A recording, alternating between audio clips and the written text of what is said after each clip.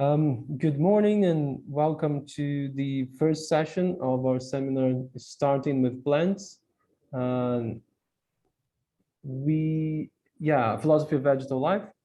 We are here. I'm very glad to welcome Professor Michael Marder, who holds an MA in Political Philosophy granted by the University of York and a PhD in Philosophy from the New School for Social Research, and is currently the Ike Basque Researcher Professor of Philosophy at the University of the Basque Country. He has published and edited dozens of books exploring the phenomenological tradition of continental philosophy and its points of contact with environmental thought and political philosophy.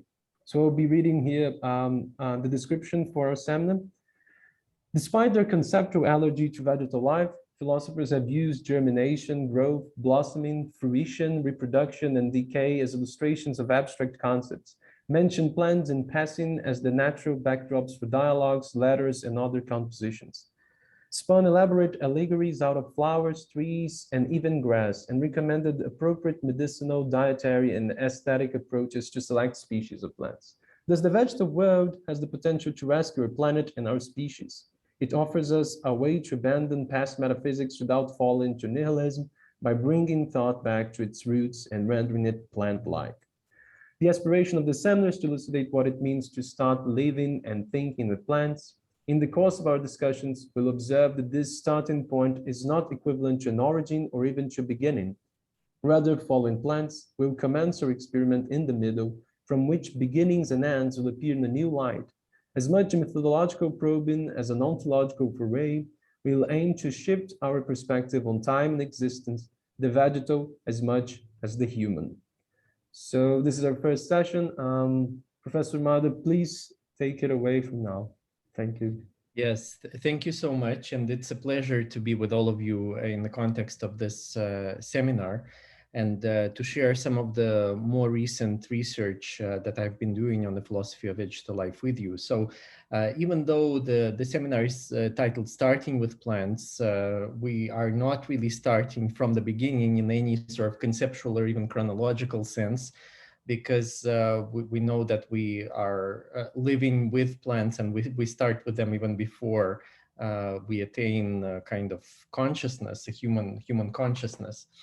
And in the same sense, our thinking with and about plants has to start in the middle, where we are at every single moment in our existence, and the kind of middle which we share with all living beings. So we will really consider very closely this notion of the middle through the kind of the example that the plant world provides us with.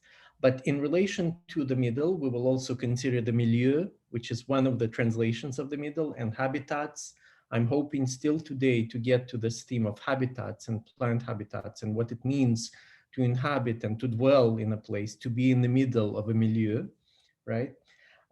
We will consider also the middle in its spatio-temporal significations, that is the middle that is not only of a place, but also a middle in time, and in fact, the very middling ground between time and space that makes them into a time-space continuum, as contemporary physics, for instance, teaches us. So all kinds of variations on the middle will be occupying us throughout the seminar, even when we're talking about beginnings and ends. As I maybe mentioned very briefly in the description, the middle is the place where we start and which we will not have left ever. And that is the idea, to linger with plants in that place. Now, about the requirements of the seminar, I have been asked to say a few words about those. So let me just see here. So there are 4 sessions. As you know, this is the first session. Attendance seminar attendance amounts to 20% of the final assessment, the final grade, which means that it's 5% for each session. The presentations that you will be preparing amount to 30% of the grade, and those probably you will be signing up for those today. They will take place over the remaining 3 sessions. Since they are relatively short presentations, you'll be presenting in groups of 3. and the whole thing will be about 10 minutes. That means we will devote 20 minutes of our sessions to presentations, starting with session 2. In-class participation is 10. And again, this is a kind of a seminar where I give you an expose, kind of a broad overview of where my thinking on plants stands today and how we together can think about plants and with plants. But this moment of togetherness implies interactivity. So I do expect and welcome your comments and questions. And if I have been talking for too long, or if something is unclear, please feel free to interrupt and to raise a question or ask for a point of clarification. That's more than welcome always. And I'm saying this not only because it's a small part of your in-class participation, but because I think the very dynamic of the seminar will be much livelier if this happens in this kind of interactive mode. And then the final work, which amounts to 40%, I will follow in this seminar the rule of thumb that I follow in every course that I teach, which is I give you a choice between a more academic essay of between 10 and 12 pages, the usual Times New Roman 12-point font double-spaced, on one of the topics that we cover in the seminar, of course, or you can present an artwork. You can send me an artwork in any medium you wish. It can be a video, an installation, a photo, any sort of a more kind of literary text, for instance, a poem or a number of poems or a short story, you name it. So an artwork accompanied by a 2 or 3 page analysis linking the artwork to the course. That is also possible by way of accounting for this final assignment, which amounts to 40% of your assessment in this course. And the due date for this assignment is going to be November 6th. So it will be more than a month after the end of our final session, about 5 weeks afterwards. I think that should give you enough time for this. Do you have any questions or comments on anything thus far, on assessment or the proceedings? No? Okay. So I assume that it's clear. If something is unclear, you can Sorry. always... yes, Sorry. please. Yeah, I had a question. I raised the hand. Oh, I didn't see. Sorry, I'm not used to. Also, by the way, when you have a question or comment, please say your name so that I see it, of course, written here, but so that we get used to one Okay, another. so Yes. yeah, so I'm Ivan. I wanted to ask if the artwork should be original or is just like some famous artwork that we analyze. Oh, no, it's your artwork. So you are the artist in this case. Instead of, so the whole idea is to give you a choice between being an author of a more academic paper on the subject or being the artist who creates an artwork inspired by the subject and then writes up a 2-page analysis of it. Okay, So, thanks. sure, yes. And maybe we could do this relatively quickly. I would like to actually get to know you or start getting to know you a little bit. If you could each just take turns to say your name, what you are, which subject you're interested in, and where you are situated right now, so that we at least have something shared besides this virtual platform, because of course in-person seminars are very different. And I always try to personalize a little bit more this kind of a setting. So maybe Ivan will start since you already introduced yourself. Yes. Okay, so I'm Ivan. I'm a PhD student of history and philosophy of science. I also worked as a researcher at the Center for Theoretical Research in Prague, where I focus on sound studies and history of science again. I also study masters in international relations and diplomacy, and I'm overall interested in Marxism and contemporary leftist thought. Yes, wonderful. Okay. And where are you located right now so that we... I'm in Prague. Oh, in Prague. Okay. Okay, wonderful. Who will go next then?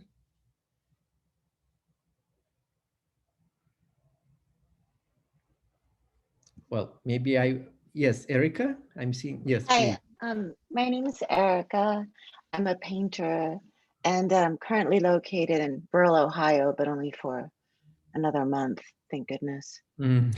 Um, yeah, I'm interested in everything, and this is my first class with the new center. I'm doing a certificate in art and curatorial practice and hoping to apply to a PhD program in the future. Mhm. Wonderful, thank you. Thank you, Erica. Next, maybe we can move along. Hello, sure. Yeah. Yeah, I'm Nick. I'm right now I'm in Perugia in central Italy, but for the rest of the year I'll be between Venice and Rome. I'm interested I work with performance, and my own initiated practice comes from poetry. But I'm also interested in the kind of connections between plant life and identity, and also extending that into like virtual and gaming realms. Oh, okay. Yes. And a lot to do with, I also perform a lot in drag and use plants as my inspiration. So it's helpful to know that you're interested in the virtual realm, because it depends. I'll need to make some very tough choices on the topics we do have the time to cover and those we don't, because in the topic of the beginning, which is next week's seminar, I had in mind the idea of speaking about VR, which would be vegetal reality, virtual reality, and the intersections between the vegetal and the virtual. So might be particularly interesting for you. Yeah, I was just reading the Alenda Chang's book on pushing for a stronger ecology in video games, which I found really interesting, especially in connection to our reading. But yeah, I'll stop. Great, thank you. Thank you. And next, just going on according to the order I have the participants here, Rodolfo Sosa is next. Yeah, please. Hi, how are you? I'm Rodolfo. I am from Mexico. I'm an artist as well, and a researcher, and I work with materials and the erosion of images. Most of it's my main work and my main research, I guess. So I have made some work with the fungus and the production of new images with fungus. But right now I'm like really interested in how the images are produced by non-humans. So I guess that it's mostly one of my main interests also. So I guess that's why I'm here. Yes, wonderful.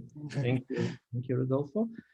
Next, we have Fengchi Guo. I'm not sure if I pronounced it correctly. Can you guys hear me? Yep. Yes. I'm Fen, and I am a fiction writer. I'm a student of comparative literature at UCL London, and also a student of multidisciplinary studies at the New Center, obviously. And yeah, I think I'm just fascinated with the idea of in between, or the boundary between the two territories.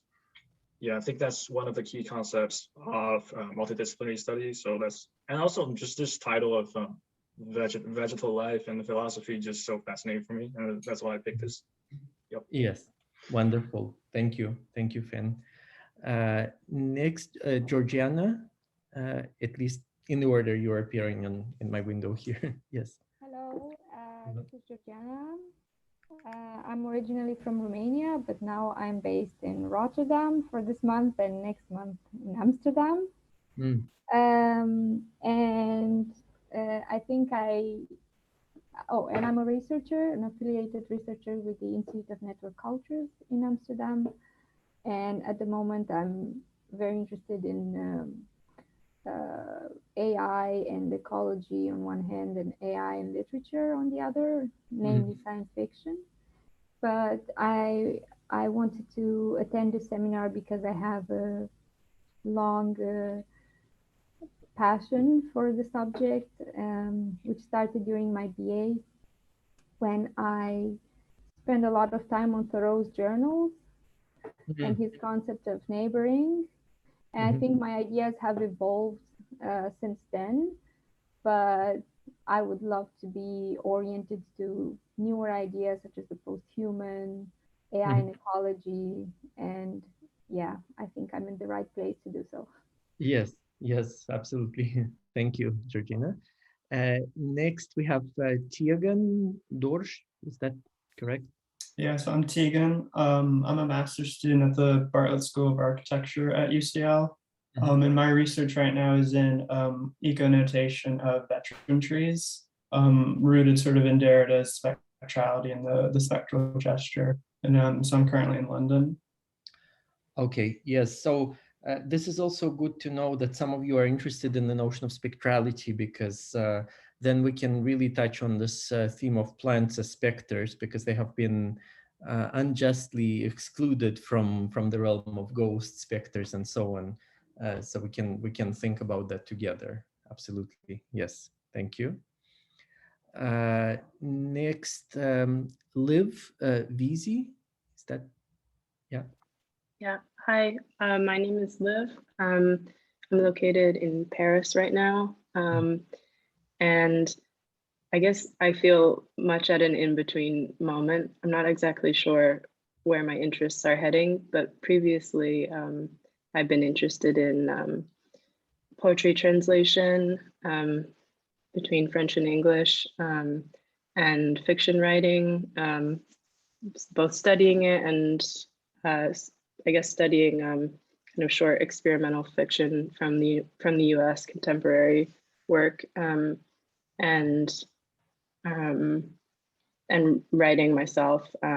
But now I'm kind of, this is my first class with the new center. Yeah, so yes. I'm sort of a number of us who are in our first class at the new center, including myself. So.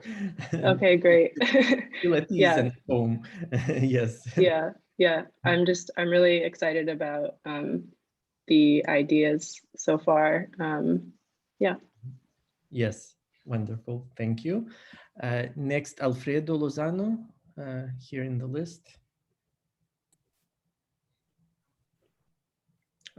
We can't hear you. I think you are still muted, Alfredo. Okay, is that? Yes, better? it's working. Okay. Yeah. Thanks. So yeah, I'm Alfredo. I'm also based in Mexico. I'm a student of the program in critical philosophy, and I'm a conceptual artist of a sort, interested in the art science movement and artistic research in artificial life. And from the topics that I've seen, I think I'm very interested in the role of animism, perhaps the politics of conviviality, if that applies. So yeah, I'm very excited for it. Yes, thank you. Next, Veronica Hanakova. Yeah. So hello, I'm Veronica. I'm a master student of new media studies. Before I did film studies, so mostly in audiovisual sort of field, and I'm interested in digital and virtual materiality. And I think I decided to participate in this course sort of to broaden my theoretical spectrum, or to find new theory how to approach sort of also the audiovisual sphere. So yeah, that's the reason why I'm here. Great, thank you. Paige Emery, please. Hi, I'm Paige. I am an artist currently based in LA, where it is very early and the sun has not yet risen. Yes, I can imagine if it's 9 a.m. in New York, it's just after 6 a.m. for you. It's so sorry about that. Why did you do this to me? But yeah, my artwork explores ecology and how the body interrelates and communicates with its environment, including plants. And I'm also a gardener and an herbalist with a daily practice with plants. So that really interweaves and ties with my practice and what I'm researching. So I'm super interested in this subject. Yes, great. Thank you. Thank you, Paige. Victoria, yes, Victoria, please. Yeah, Mravčáková. Hi, I'm Victoria. I'm an architect based in Slovakia, in Prague. And I'm currently a freelancer, but I'm also a part of the collective, which deals with space production and like how to create our like cities and environments in collective way and designing it in a collective way. And this is where I kind of encountered plants and the vegetal life as being part of this kind of collective. And I would like to explore this, how to make it not an object, but I'm really new into the field and I'm really also new to New Center. So well, yes, definitely. That's a very interesting point, because it was a few years ago that I gave a talk on plants as artists, actually in Norway. And architecture is one of those fields where you could say plants are not just objects, they're really the architects of themselves and of the environment. So when in the course of evolution, when trees and more sort of complexified forms of vegetation emerge, you can really say that they invent a kind of branching architecture. So that's definitely one of the ways in which plants are the artists of themselves and of the world, and not just objects of aesthetic or other kinds of contemplation. Yeah, definitely. Thank you. Next, Alberto Moreo.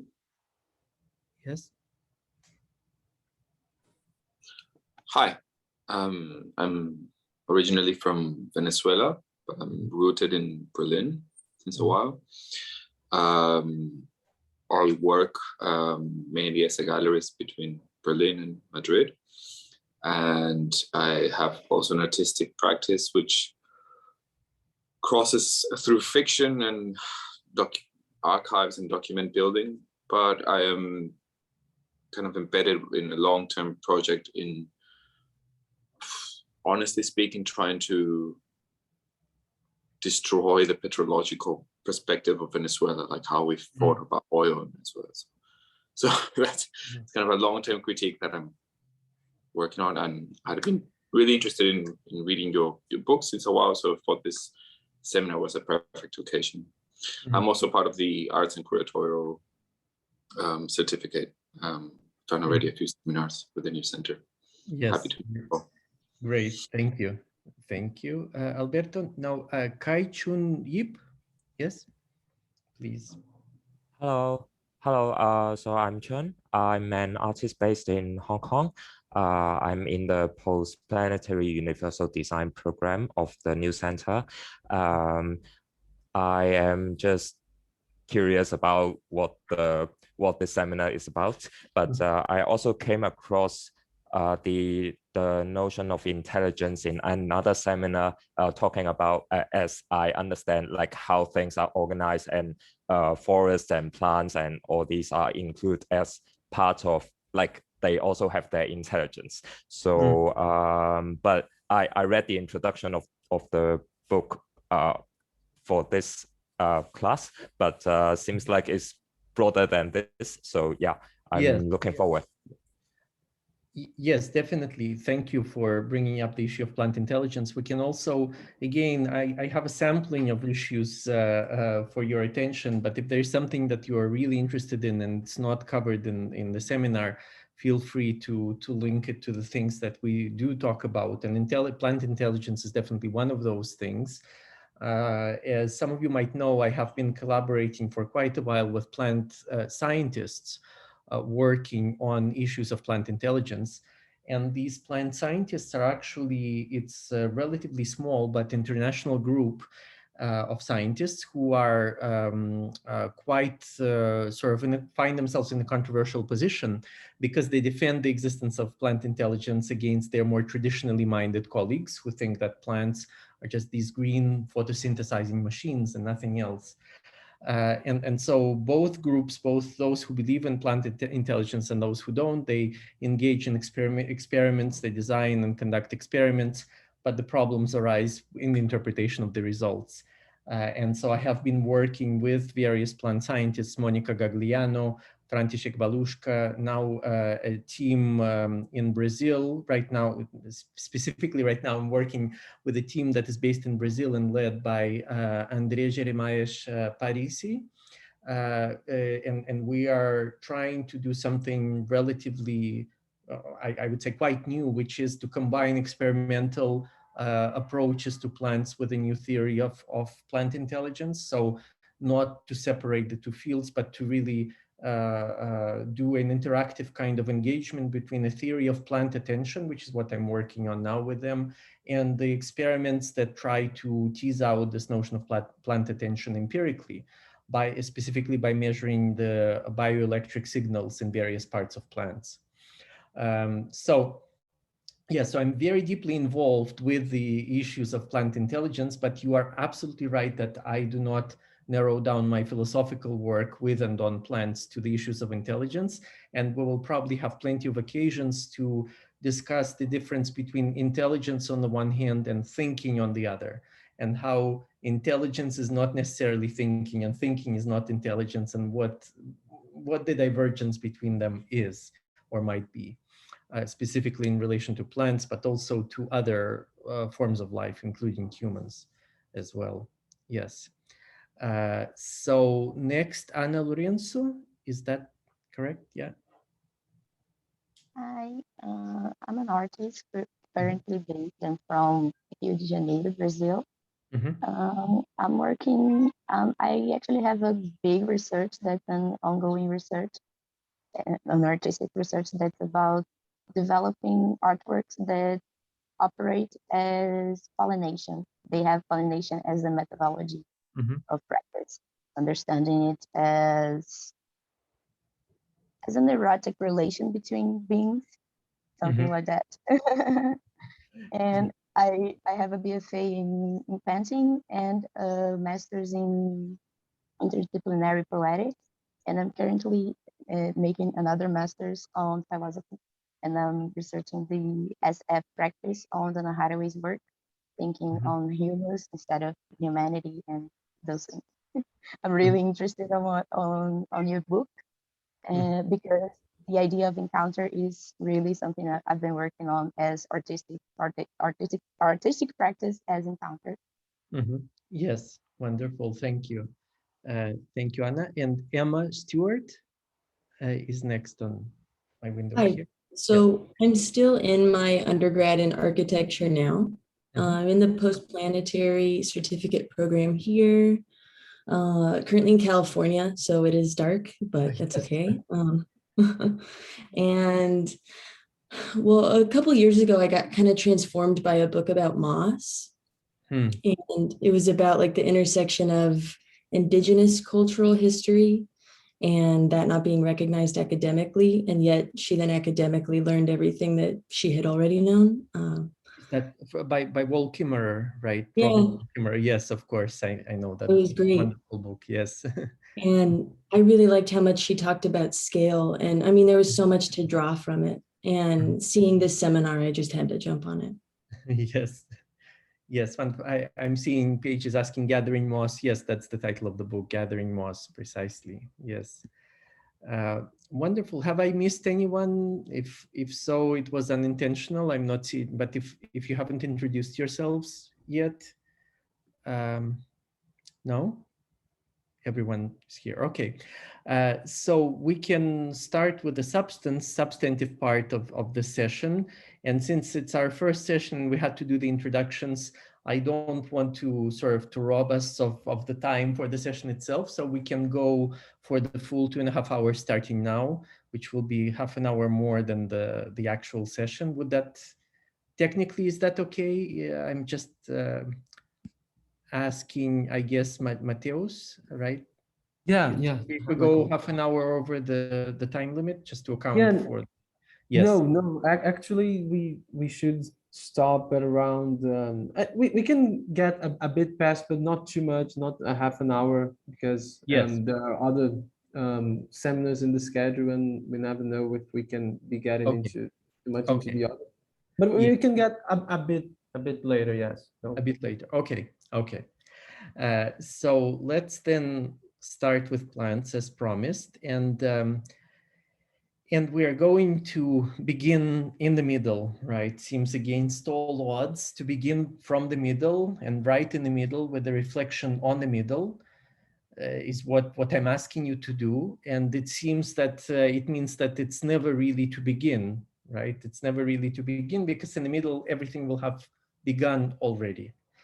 But it is also to commit to nothing other than beginning discontinuously and repeatedly, to begin or to re-begin, as I'm doing here again, saying the same words at the start of another sentence, in a situation, a moment, a place not of one's own choosing, to reaffirm the unwilled throw of the dice or of the seed, and so to transform it internally into something deliberate, welcome, embraced, to be begun as much as to begin, to cause a stir in and to carry on with the processes and interactions already underway.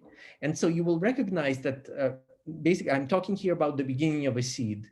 And for the first part of the session, what we will try to do is we will try to bear in our thinking, in our theoretical imagination, with the process of a germinating seed.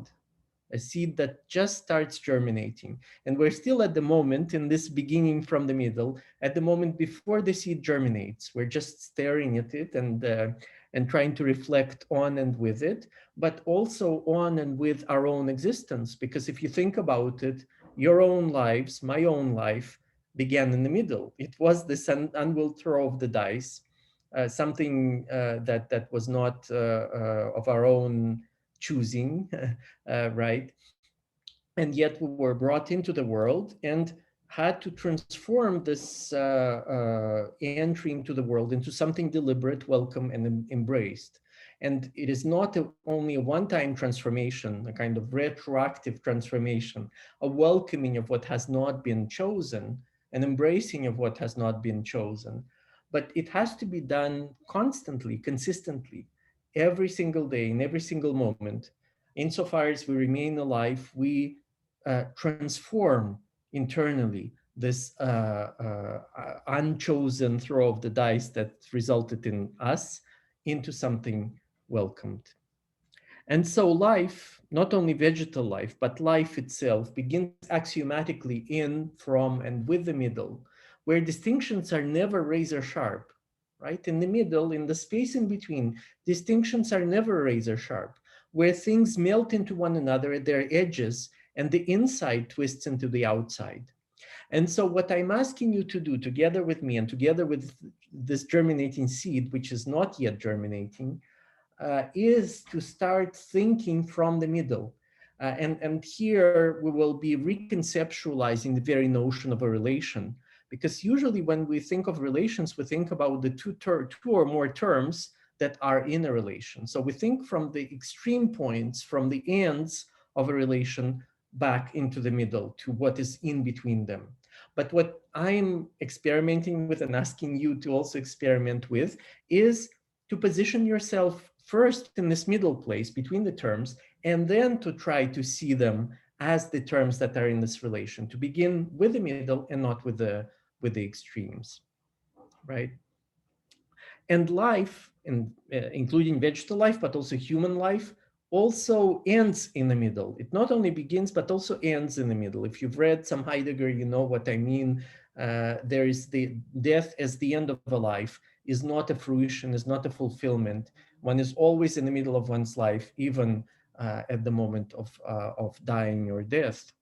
Submerged in finitude without absolute starting points and finish lines, dangling or plunging in a perpetual middle, existence comes to resemble, strangely enough, the world under the aspect of eternity, which is actually Spinoza's phrase that I'm borrowing here. So in this perpetual middle, existence becomes, in all its fragility, existence is endowed with something like the aspect of eternity. And the middle stretches in two or more directions at once. Otherwise, it would not have been a middle. So it's not like we are again looking from two directions into the middle that is between them, but the middle itself stretches into two or more directions at once. In the course of stretching out, again, I'm anticipating already the germination here, the seed germination. In the course of stretching out, elongating, exiting the enclosure of a point, which is far from originary, it calls into being the extremes it spans and many other midpoints, in fact, an infinite number of them between these extremes.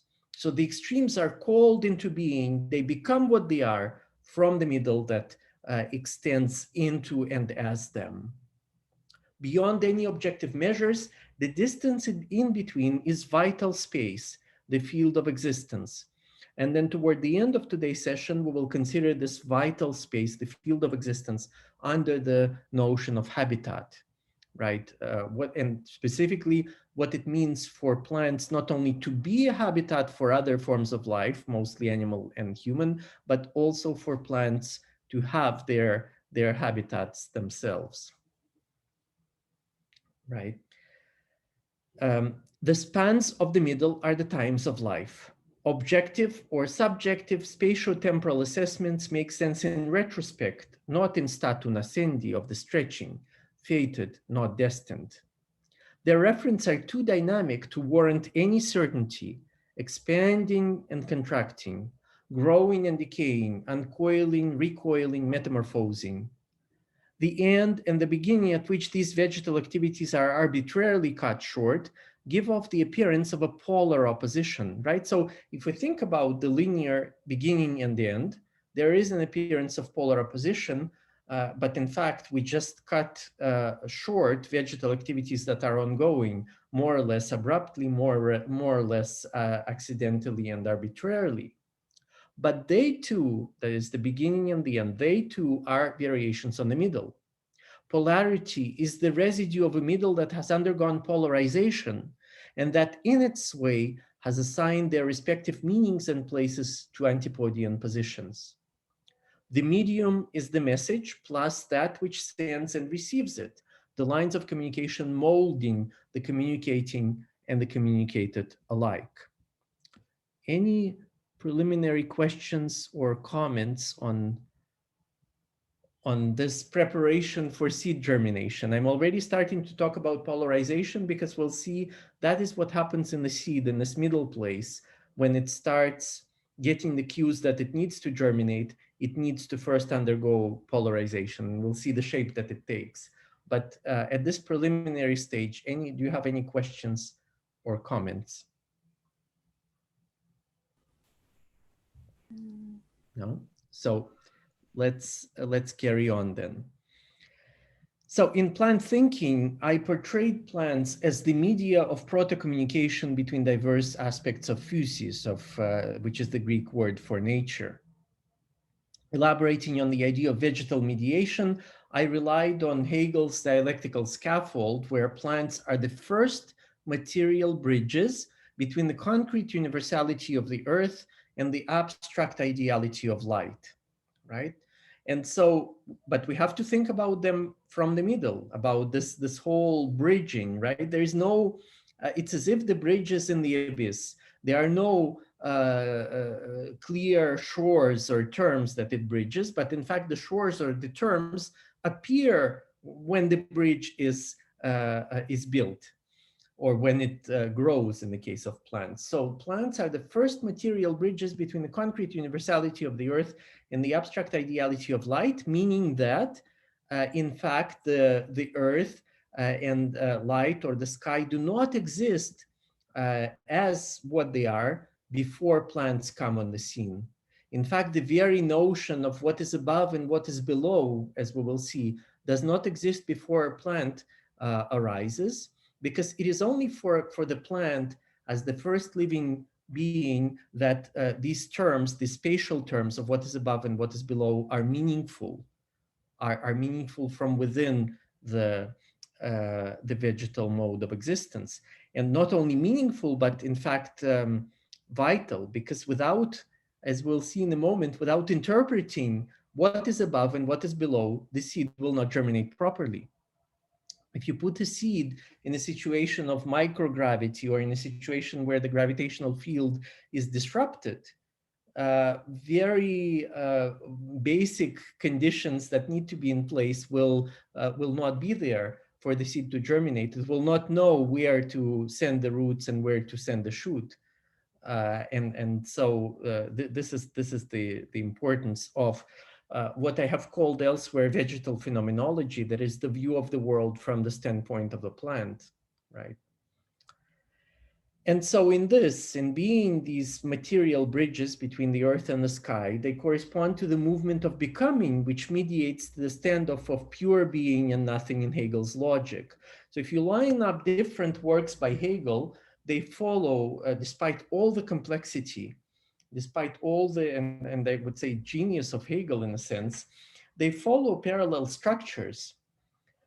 So that if you look at the, and even within the same work, of course, there are parallels that, or repetitions of the same basic movement. So within the philosophy of nature, a part of which I have asked you to read for the seminar, if you look at what Hegel calls the mechanics of space, you have a kind of dialectical geometry where the basic elements of geometry are not just stationary elements, but in fact, there is a movement between them, a movement of negation and the emergence of something else from that negation.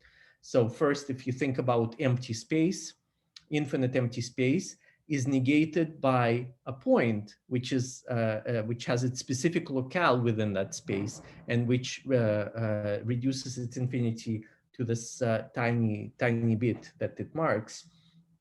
But the point itself is then negated in a line, because a line is a relation between an infinity of points. The line interrelates an infinity of points. And so the line is a self-negation of the point, right? Just to give you an idea of how dialectical geometry moves and its importance for the vegetal moment, insofar as Hegel treats the seed as a living point, right? So the seed as a living point is self-negated into becoming a line, into stretching out in the process of germination that we're considering here, right? Just a very small, but I think telling parallel of the parallelisms that we find in Hegel's work between different phenomena and processes. But on a larger scale, the parallel between the mediation that plants provide between the concrete universality of the earth and the abstract ideality of light is in Hegel's logic, the standoff between pure being and pure nothing, which is resolved by the movement of becoming. The mediation between, so when you mix pure being and pure nothing, you get the movement of becoming, where each of these moments, being and nothing, negate each other. And so plants in their mediatory capacity stand in a place of becoming in general in Hegel's work, you could say, and in thought, generally speaking. So above and below ground, plants live in and strive toward two worlds at the same time. And this is a basic point that I want you to keep in mind throughout our sessions together, and even afterwards when you start or restart with plants again. Plants live in two worlds at the same time without compartmentalizing these regions into separate domains. So they live in the dark moist of the soil with their roots, and they live above the ground in the airy and light-filled portion of the universe receiving solar energy, which is vital for photosynthesis, right? And in some contemporary works, there is a tendency to forget this amphibian nature of plants, as it were, right? In the animal world, the amphibian animals are those that are capable of living on dry land and in the water. So think about alligators, turtles, they're all amphibians. But still with amphibian animals, they do not live in both of these media at the same time. They do though serially, that is they live in the water for some time, then they emerge, are on the dry land and go back into the water. Plants, on the other hand, are amphibian simultaneously. They simultaneously live in two worlds at the same time, and they don't compartmentalize between them. So the whole struggle between light and darkness that enters in one way or another our ethical considerations, and not to mention Hollywood movies and so on, this struggle makes no sense from a vegetal point of view, because living in the dark and living in the light happen simultaneously for a plant, right? And again, we're in the middle here, in the middle, which is not a gray area between the dark and the light, but in fact, something much more radiant, something much more vibrant than that, the very beginning from which these extremes emerge. From the middle, plants create the earth and the sky, the soil and the atmosphere. So they create, when I say plants create the earth and the sky, which has kind of strange biblical connotations, or maybe even not even so much biblical as cosmogonic, you can think about other traditions as well. When I say that plants create the earth and the sky from the middle, I mean it in at least two senses.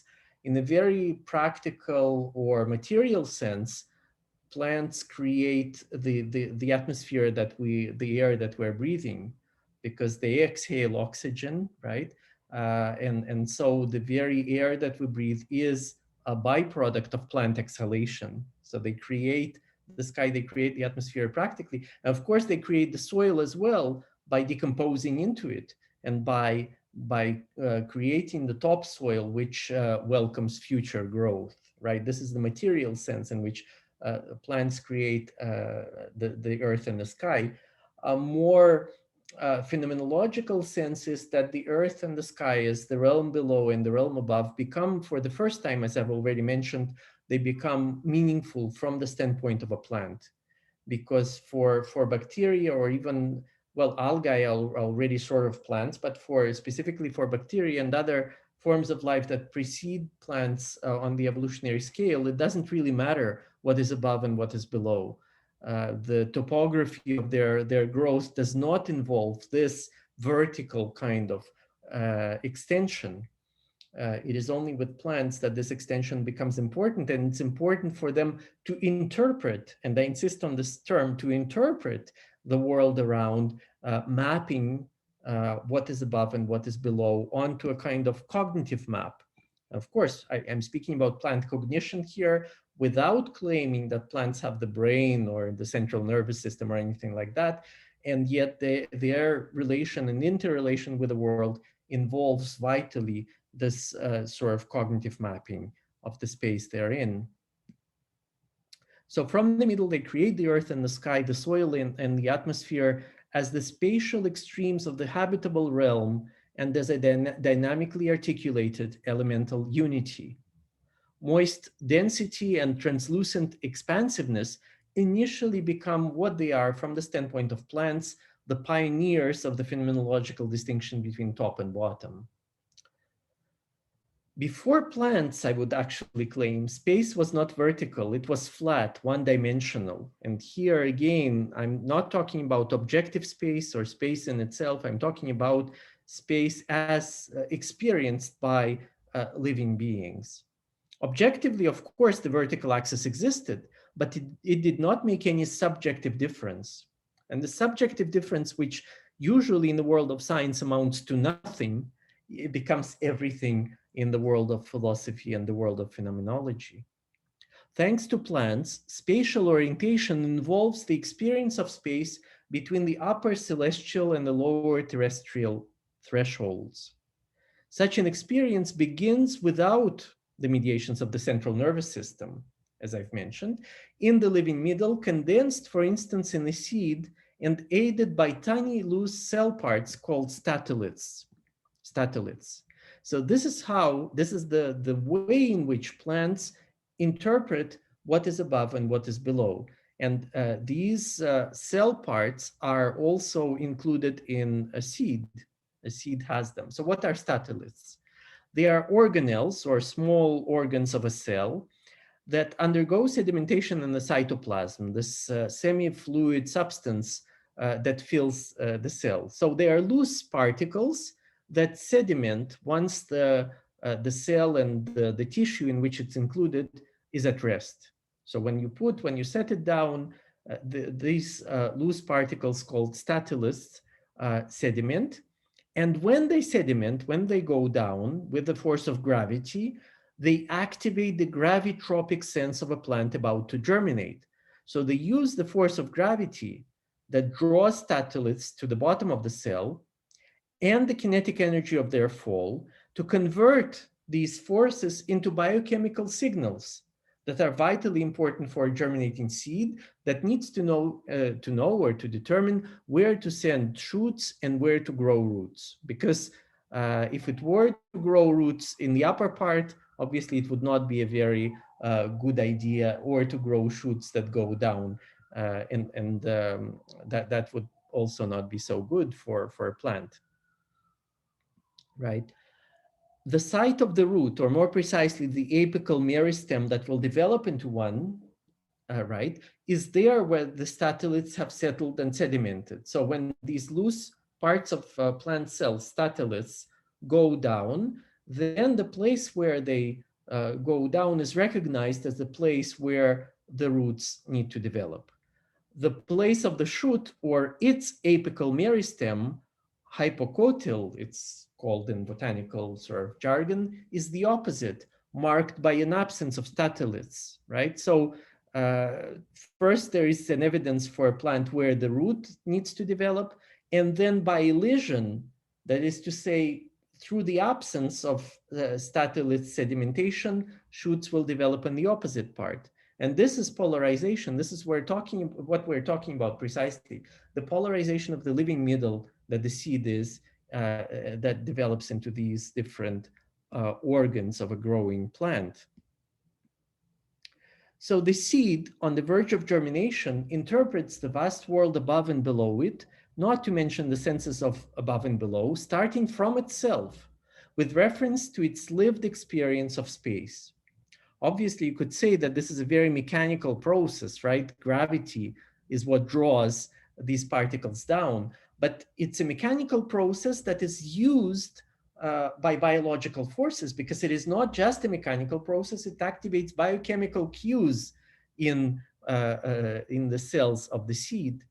And in fact, if you like these parallels between different forms of life, if you think about ourselves, human beings, and the way that we maintain balance in the world, and we know what is above and what is below, it's a very similar process, because in our inner ear, we have loose parts that are very similar to statelets in plant cells, that by settling down tell us where down is, and therefore what is up is above that.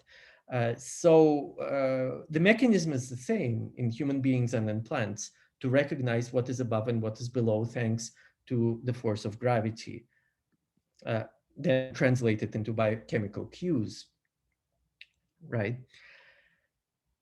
So the seed then interprets the vast world above and below it, the senses above and below, starting from itself with reference to its lived experience of space, but itself is already in itself at cellular and ontological levels, distributed between the earth and the sky, between the apical root and shoot meristems, the macrocosm folded into the microcosm. That is, the seed as a microcosm already includes the whole cosmos, the whole universe in itself, insofar as potentially it has these parts above and below mapped, and anticipates the very distinction between the earth and the sky,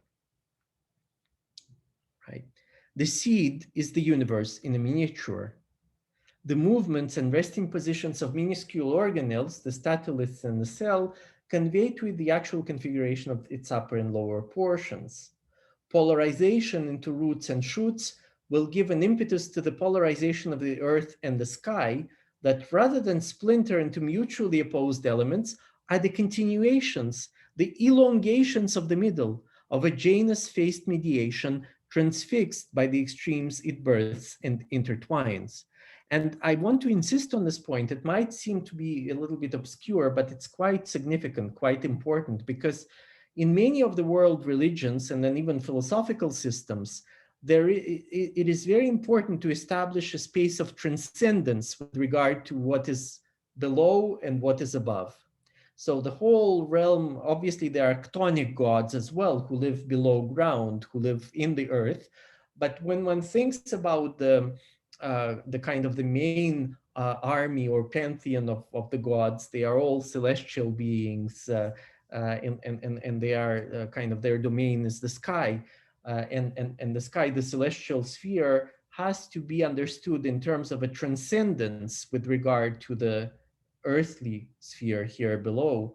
And from this kind of basic separation between above and below, understood as the earth and the sky, the finite and the infinite, the human and the divine, many other ideas, systems of thinking, and problems emerge precisely from this postulation of transcendence, of a radical split or break between what is above and what is below.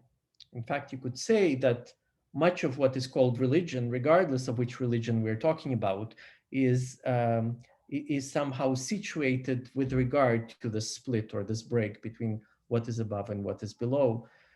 And if we follow the plants, if we follow the seed about to germinate or in the process of germination with the polarization of roots and shoots that, as I said, create the earth and the sky themselves, then we get a very different view of cosmos, of the universe, a view of the universe as a space of immanence rather than transcendence, where the middle itself elongates and extends into these opposite directions, right? Okay, let me pause here for a moment. Any questions, thoughts, comments?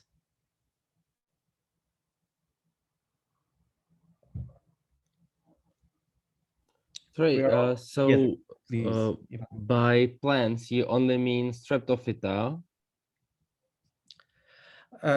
Yes, so by plants, I mean obviously the whole vegetal kingdom, the whole kingdom plantae in biology. But we should probably clarify that there is a difference for me between something that is of a plant or plant life, let's say, and the vegetal or vegetality. This is the difference I draw between the plant and the vegetal. When I talk about the plant, obviously it refers to this biological kingdom, plantae. When I talk about the vegetal and vegetality, what I mean is a trajectory of life, a trajectory of vitality that is proper to plants, but not only to them, that is shared by all kinds of forms of existence, including the human. So it would be a little bit strange to talk about our planthood. That would be quite strange and provocative, but for at least to me, it's not strange to talk about the human vegetality, which is the heritage that is within our bodies and minds, within our physiology and psychology, received from plants, thanks to the shared kind of force of vitality that we have with them. So this is the key distinction I would like you to keep in mind as we talk about these issues. Right. Mm-hmm. Other comments or questions? Yep, I have a question. I understand that plants make that differentiation between the upper side and the downward side. That's for sure, but I'm kind of confused about, I guess my question is just is why did the plants interpret the celestial as being transcendental instead of the terrestrial being transcendental? How did this, because if we turn around, it doesn't make a real difference to the plants. It's just two different directions, but none of it is more transcendental than the other side.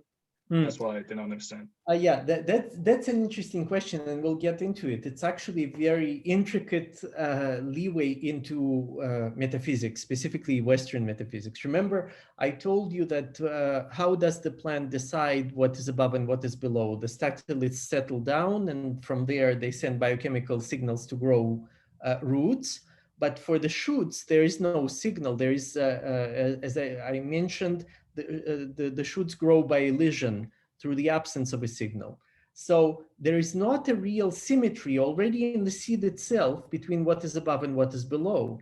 What is below is actually valued more, you could say, or is more determinately highlighted or emphasized, because that is where the force of gravity really does its work. That is where there is a transcription of the force of gravity into biochemical signaling, and so on and so forth. What is above is only developing as an absence of that, by negation, as it were, right?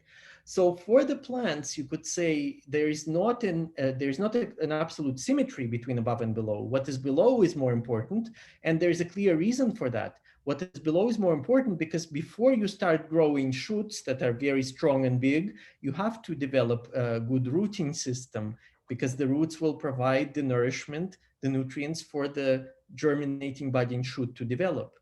So that is the kind of vital reason for plants to privilege the space below and to ensure a good rooting movement before a strong upward growth happens.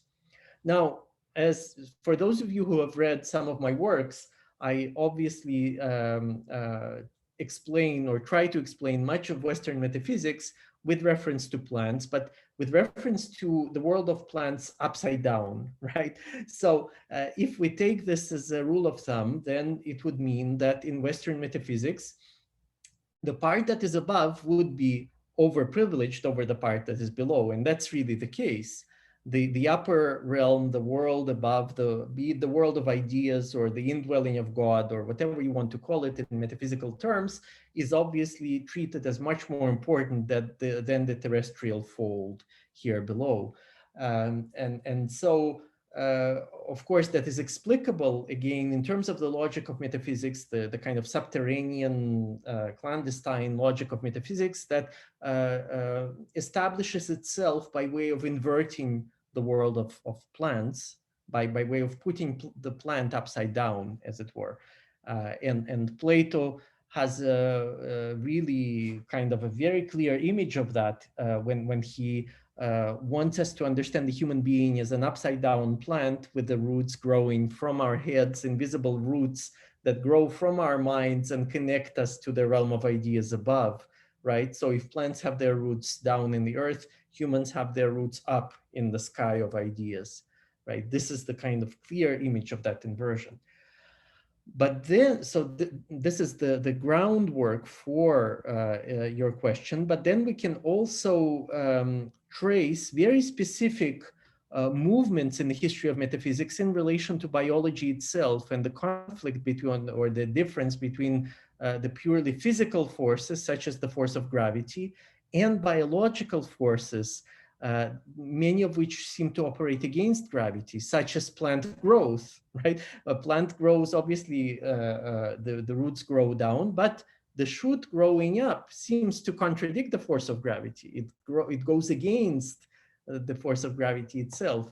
And for instance, Avicenna interprets this as a sign of a kind of metaphysics of plants, of the metaphysical force that is present in plants and already in animal life, in birds, for instance, that fly, also their flight defies the force of gravity. So in that sense, for Avicenna, the growth of a plant above the ground and the flight of a bird are pieces of evidence for the existence of something extra, something above and beyond the physical realm, a kind of metaphysical force that indwells life itself, right?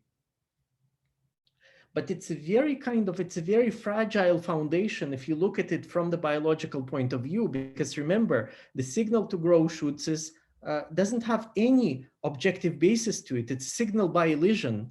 It's a signal that happens by negation, by saying, well, nothing has fallen here. There is no kinetic energy released by the stateless to be transformed into biochemical signaling.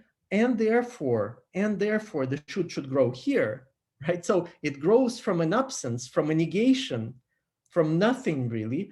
And this is also the root of metaphysics. It takes this absence, this negation, the force of negation, the nothing, into the ground for metaphysics, and says that this is everything. This is what true being is. The true being is nothing concrete, nothing determinate in itself, in that sense, right? Other questions, comments? Yeah, I have a comment and a question. I just wanted to add that the shoots also grow towards the light, and that is based on the auxin signaling. So, so I think it's not only the negation. There's also the positive information. Yes, obviously they grow toward the light, but only that's the second stage or the second step, because obviously a seed needs to be buried in the earth, not very far down, but it's buried in the earth, and there is no light penetrating there where the seed is. Yeah, of course. Yeah. Yes. So we assume the natural conditions in which the seed is in the earth, and there is an absence of light, and then that is the only cue that it has for polarization. Yeah, and I also wanted to ask about the plant differentiating between above and below. I think at the same time, when we find like the first Streptophyta, etc., we can find like the first cephalopods, right? Yes. And they and the overall the Cambrian explosion and moving towards today, animal begin more and more to move in 3 dimensions, right? Do you think there's a like qualitative difference between how cephalopods experience above and below and plants do? Well, it's a difficult question because it's probably not a matter of how one thinks, but of kind of experimental approaches to the phenomenology. No, but I mean for your philosophy. Yes, for my well, you could the difference would be the main difference as I see it is the kind of amphibian nature of plants that live in 2 worlds at the same time, right? So it's a verticality that is not really separate, that spans these different worlds, but does not compartmentalize them. And I would say, at least it would occur to me that in the case of the cephalopods, they would compartmentalize these kinds of realms, and there would be more of a, in philosophical terms, more of a space of transcendence with regard to that. But you're absolutely right that the co-evolution of these kinds of animals and plants happens very early on. I was actually thinking that you were going to ask me about another interesting sense that plants have, which is called proprioception, right? Which simply means feeling the limits of your body, right? Sensing where the edges, the ends of your body are. And we humans also have that, obviously, and plants have that. So every single plant can sense where the edges, the ends of its body are. But even though we share the sense with plants, I would imagine, and again, much of the phenomenology of plant life happens at the level of imagination, aided by thinking and aided by, obviously, scientific experimentation. I would imagine that their sense of proprioception is much more attuned, much sharper than ours, and obviously much more dynamic, because the limits of the human body barely change after birth. There is obviously an increase in extension, but there is no qualitative change in that. With plants, they can really shed many of their parts without any danger to the remaining organism. So just think about it's the start of the autumn in the northern hemisphere, in the northern part of the world. So plants are shedding leaves. The fruits are falling from trees, or in the spring when new shoots and leaves are germinating and sprouting. All of that means that the edges of the plant's body are constantly changing, and the perception of its own body by the plant is constantly adjusted and dynamic to that. So if we think about the phenomenon of the phantom limb in human amputees, for instance, to my mind, this testifies to the much more rigid sense of proprioception in the human, because neural pathways are created early on that tell us the presence of an organ, or the edges, those particular edges of our body. And it's very difficult to change, for this to change afterwards. With plants, as with many other things, it is much more pliable, there's much more plasticity and dynamism in relation to this, right? And I think in the chat, there is a talk on plant sensory capacities by Professor Daniel Hamowitz, that you can watch it on YouTube. I've actually also briefly collaborated with Daniel, and I do rely quite heavily on his research into plant capacities, or what he calls plant knowledge. What a plant knows is one of the main and very accessible books by him for a general public. Yeah. Other questions, comments?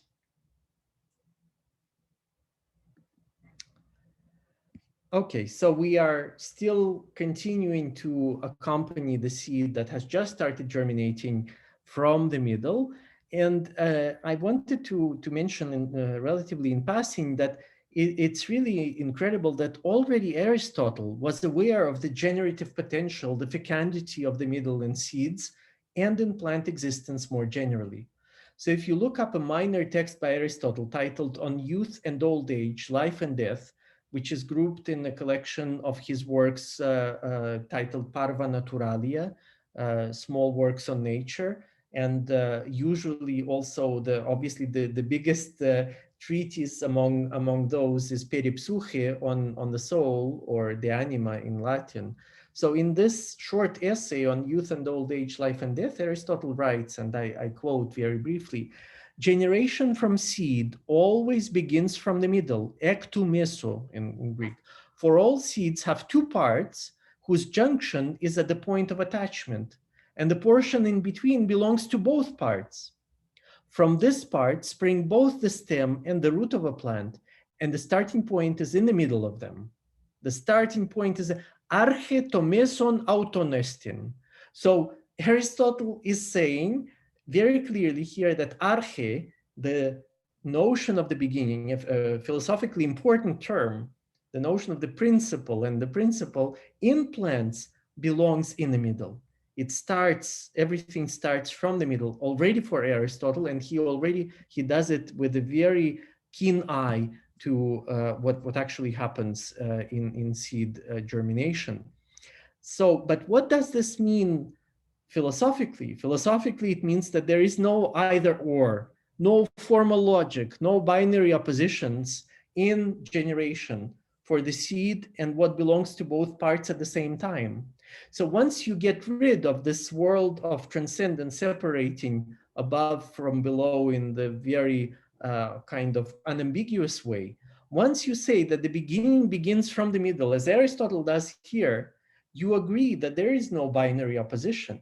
There is no either or, there is no formal logic, because the middle is precisely what formal logic needs to exclude in order to institute itself, right? In fact, in formal logic, the middle is called the excluded middle, because from the standpoint of formal logic, you don't know what's happening there. You don't know, you don't care, and you sort of block it out from view in order to constitute your formal logical statements that are valid from the standpoint of formal logic, which means that formal logic obviously cannot engage with the world of plants, but it cannot engage with life either, if life itself happens in the middle and belongs in the space of the middle. So a lot of this should have troubled Aristotle himself, I think, because here, even in the minimal sense of the problem, you have a very clear example from the life world where either or formal logical statements and definitions do not apply, right? So locating the beginning, arche, in the middle, mesos, is immanently displacing the beginning, challenging its dominance as the principle and the principal thing.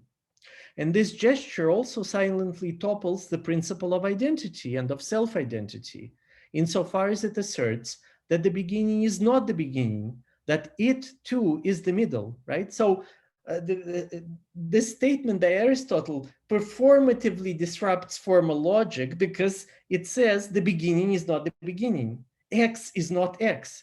You completely undermine the very principle of formal logic, where you have X on the one hand and not X on the other hand, and the two of them cannot hold at the same time and in the same sense, right?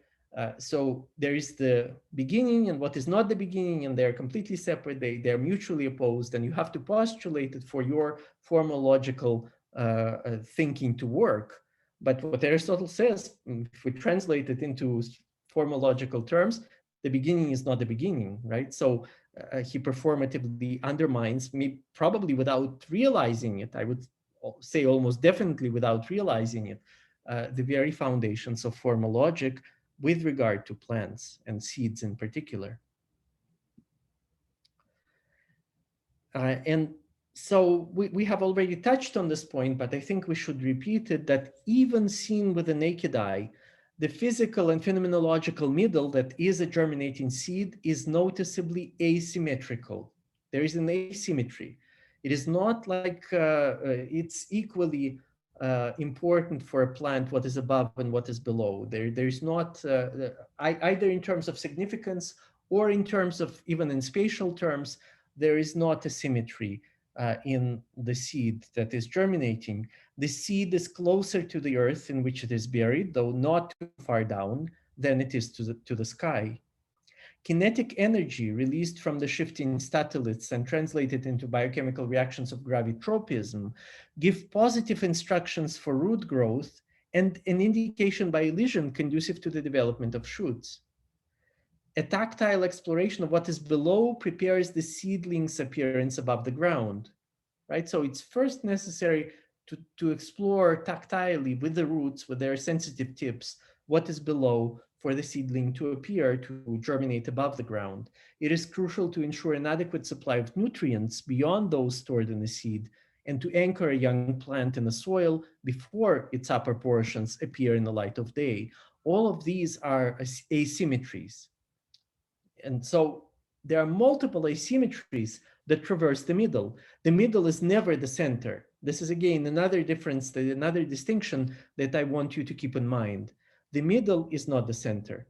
There are in fact many middles and there is only one center, right? And the middles are to be found, they can be found both in the center and virtually in all the other parts of the extension that we're dealing with, all the way to the farthest edges. The multiple asymmetries of the middle highlight each time anew its divergence from the center. The middle is decentered, if not uncentered, because there is no totalizing closure of a circle around it. The milieu is not the environment. The milieu, which is a kind of variation on the middle in space, the milieu is not the environment. It is not the world around the creature, but the middle for the middle, doubly unhinged in its or their very articulation. The middle then is more versatile than the center, and by the same token more elusive. Hence the fugacious notional and experiential quality of life and existence that fail to tear themselves away from it, that is, from the middle, right? The middle is more versatile than the center, but also more elusive. The middle then extends all the way to the world's farthest edges. Actually, it is extraordinarily potent at the edges where different worlds and elements touch, lightly graze upon one another or kiss, right? So the middle, as the space in between, is especially potent at the edges where different worlds and elements touch.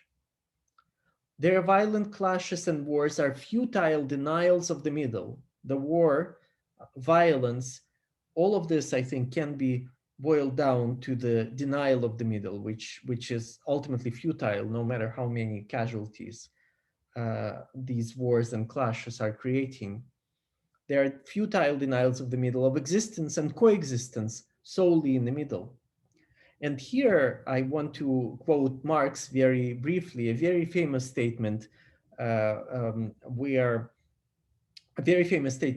Volume 1 of Capital, where Marx writes, trading nations, properly so called, exist only in the interstices of the ancient world, like the gods of Epicurus in the Intermundia, or Jews in the pores of Polish society, end quote, right? So trade, Marx says, happens in the middle, right? In these elements or these beings that live between worlds, in the intermundia really between worlds, like the gods of Epicurus or Jews in the pores of Polish society, like gods, or I would add like plants who also live in the intermundia, in the middling worlds between the sky and the earth.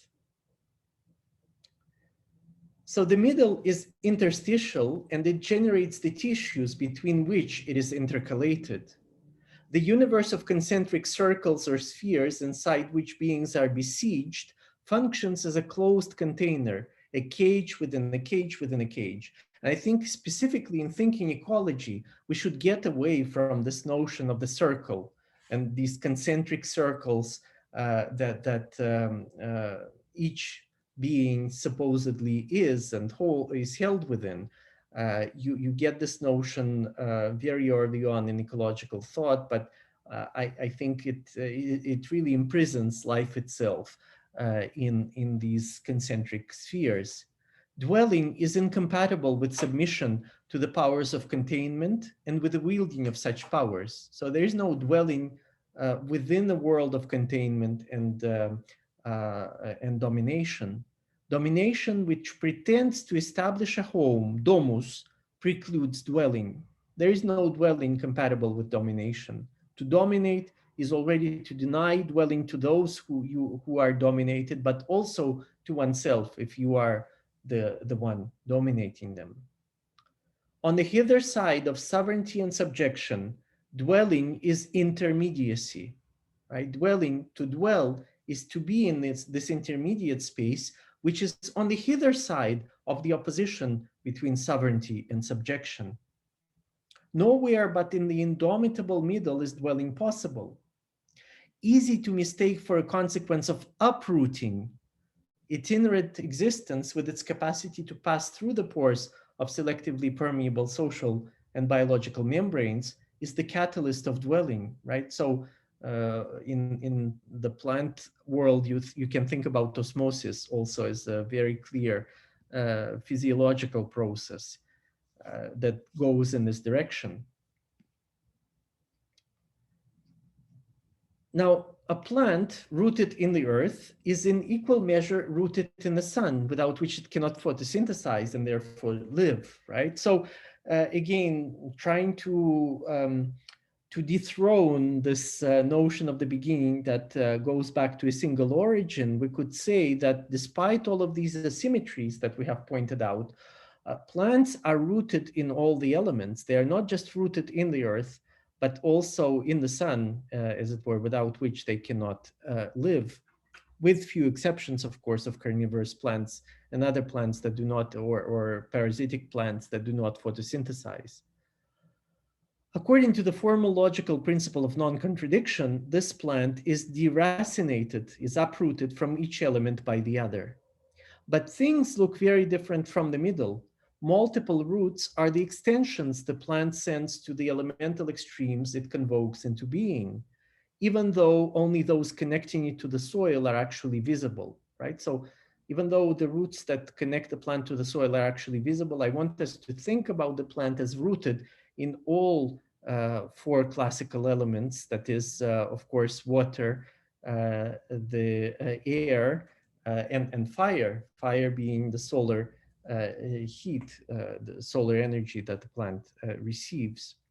Impossible in a static condition, as much as in sheer restlessness, dwelling is the stretching and the stretch, the spatio-temporal span and the movement of spanning, growing, decaying, metamorphosing, right? So to think about and with dwelling is to situate it in the middle, once again, between an absolutely static condition on the one hand and sheer restlessness on the other hand, right? This is what dwelling is. It's being in between stasis and restlessness. And that is also why I take issue with some of the contemporary theories and philosophies of nomadism that glorify the nomadic condition, the absolute restlessness, as a kind of antidote to the certainties and oppressive kind of belongings of the past, right? Of course, I'm talking here about Rosie Braidotti and her work. And I mean, if some of you are followers or fans of Rosie, I'm sorry, but I'm always willing, of course, I'm always willing to engage in meaningful dialogue and to sort of try to show you that you should not follow the logic of nomadism in any case. In fact, I wrote a few years back a short essay titled The Anti-Nomad, a little bit sort of riffing on Anti-Oedipus by Deleuze and Guattari, who are major influence for Rosie as well. So there I systematically present my reasons for opposing this view of nomadism. Oh, to spell her last, yes. So Rosie Braidotti, here you have the name of the author. Okay, questions, comments beyond this one?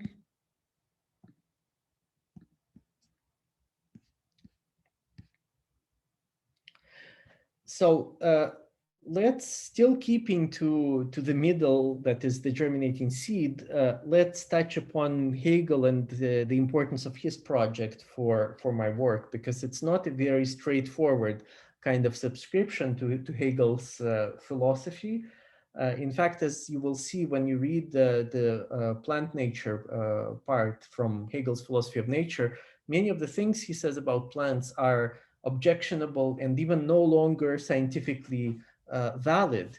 But this is not the reason why I, to a large extent, follow Hegel in my approach to the philosophy of plants. It is not the content of what he says about plants philosophically, but more the very method that he's working with. So if at least in the West, a thinking and thoughtful treatment of plants has been empirically rare, that is because we have been gazing at the middle, not least the vegetal middle, from the extremes. So the problem here, I think, is the difference in perspective. You can look at the same thing from different points of view. You can look at the middle from the extremes, from the endpoints, or you can look at the endpoints from the middle. And this first perspective, this first approach has been dominant in the West, looking at the middle from the extremes, or even overlooking the middle, in fact, completely, and sort of dismissing it as in the formal logical exclusion of the middle, right? Attempts at dwelling and thinking have been thwarted for exactly the same reason. And so I think that, again, the problem with dwelling itself, and even with thinking, as opposed to formal logic, intelligence, and other things, have arisen, these problems have cropped up thanks to this very destructive dominant perspective. And this brings me to the reasons for choosing years ago Hegel's dialectical philosophy as one of the frameworks for thinking about and with plant life, a choice that I do not regret in the least today in 2021. Right? Whatever he says on the subject of vegetation, Hegel's logic, and I'm not referring to his two treatises featuring this word, but to his way of philosophizing, Hegel's logic is vegetal. It is the logic of the middle, picking up and relaying everything that formal logic omits from its ambit. In phenomenology, Hegel unveils his conceptual device of reverse optics that enables one to gaze at the extremes from the middle, thanks to a web of mediations, Vermittlung in German, middling, literally, mediations. There is no dialectics without mediations. Whatever you've heard about it and all the complaints about the totality, the totalizing thrust of Hegel's thought, the teleology, all the kind of traditional critiques, what they overlook is that the work of dialectics, of Hegelian dialectics, is accomplished in and from the middle, that mediation is what is most important. And in fact, the absolute, which also obviously has been criticized for this kind of dinosaur heritage that it brings to philosophy, the absolute for Hegel is nothing but an infinite self-mediation. The absolute is the mediation of a mediation of a mediation accumulated all together, right? So the absolute too has to be seen not the absolute end of the world, of thought, whatever, but as a persistent middle and a continuing middling, right? So again, in Hegel's phenomenology, the conceptual device of his reverse optics is mediation. Concurrently and in line with his commitment to the absolute, Hegel examines the process, this process that he follows dialectically, from the perspective of its completion, that is, from its end, something that formal logic would find agreeable because of its apparent fixity. So there are two, if you think about it cinematographically, there are two films being screened at once on the screens of Hegel's dialectics. On the one hand, you are accompanying the movement of life itself, the movement of existence in real time, with the help of mediations, ongoing mediations and self-negations. That's on the one hand, the kind of forward-moving film. On the other hand, and at the same time, you have the view of the whole process seen from its end, from the absolute as the place where all the mediations have accumulated, right? So it is in the conjunction and the difference of these two perspectives that Hegel's dialectics happens, as the ongoing unfolding and development of mediations through negations and negations of negations on the one hand, and as the view of the whole process from its end, right? A recapturing, a remembering, right? So irradiating from the middle outwards allows the dialectician to accompany the journey of the seed and plant growth almost in real time, adapting the point of view of the end, that is, that instead of pulling them from ahead, subtends these living movements, preserves the memory of the fruit or the mother plant from which the seed had separated. So we have to remember that the seed is as much a beginning or potential, a possible beginning of a new life, and a byproduct or a product of another life, of the tree or the plant that has released the seed, right? And in that sense, the seed is also, its position within the biological process is in the middle between the moment of its separation from the mother plant, the memory of the fruit that contained it, and the anticipation, on the other hand, of a new plant that may germinate from it. This is never assured, of course, right? This is never assured that what is in the seed will be concretized, will be somehow accomplished. In the middle of an unfinished story, we receive constant reminders of its background, framed by natural spiritual history. Okay, any questions or comments on this? And by the way, let me see how many of you are interested in following Hegel a little bit together with the seed here, or in moving on to something else. Is there any Hegelian-based interest or heterodox Hegelian, let's say?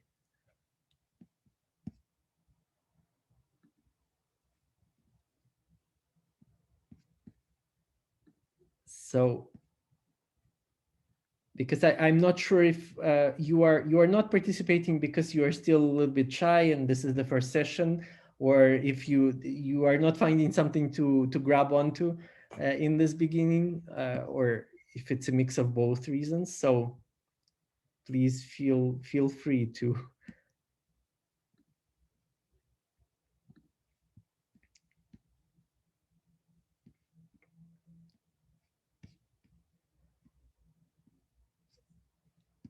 Okay, so let's see. We won't delve so much into Hegel's own dialectics, but I think something that needs to be pointed out is relevant to much of Western metaphysics, and is worth really focusing on, which is again has to do with the differentiation between the force of gravity and the force of non-gravity. That allows the seed to start germinating, the splitting of the seed into X and not X at the same time, what the force of gravity conveys, and then the place above where there is no fall of the statoliths, right? What we have here is the individuation by gravity and by its negation, which is dialectically remarkable. And I would like to quote very briefly from Hegel's philosophy of nature, the part where he still deals with the laws of physics and not with vegetal life, and then open onto larger issues. So this is what Hegel writes about gravity. Gravity constitutes the substantiality of matter. So matter is substantive thanks to gravity. This itself is the nisus, the striving to reach the center, right? So gravity indicates the object that is that follows the force of gravity, the object striving to reach the center of the earth, of course. But, and this is the other essential determination of matter, this center falls outside it, right? It can be said, Hegel continues, that matter is attracted by the center, i.e. its existence as a self-external continuum is negated. So all matter, in other words, through gravity, all matter is attracted by the center, which falls outside it. It's an eccentric movement in that sense, a movement to the center, toward the center, which is itself eccentric, right? This is Hegel's formulation. And the seed's gravitropism, its movement based on the force of gravity, is indeed responsible for root growth, prompted by the fall of the statulists toward the center of the earth. But this is only an unequal half of the story, as we have seen. In the other half, the shoot peering from the opposite end of the seed moves away from the center, negating the substantial striving of matter as such, right?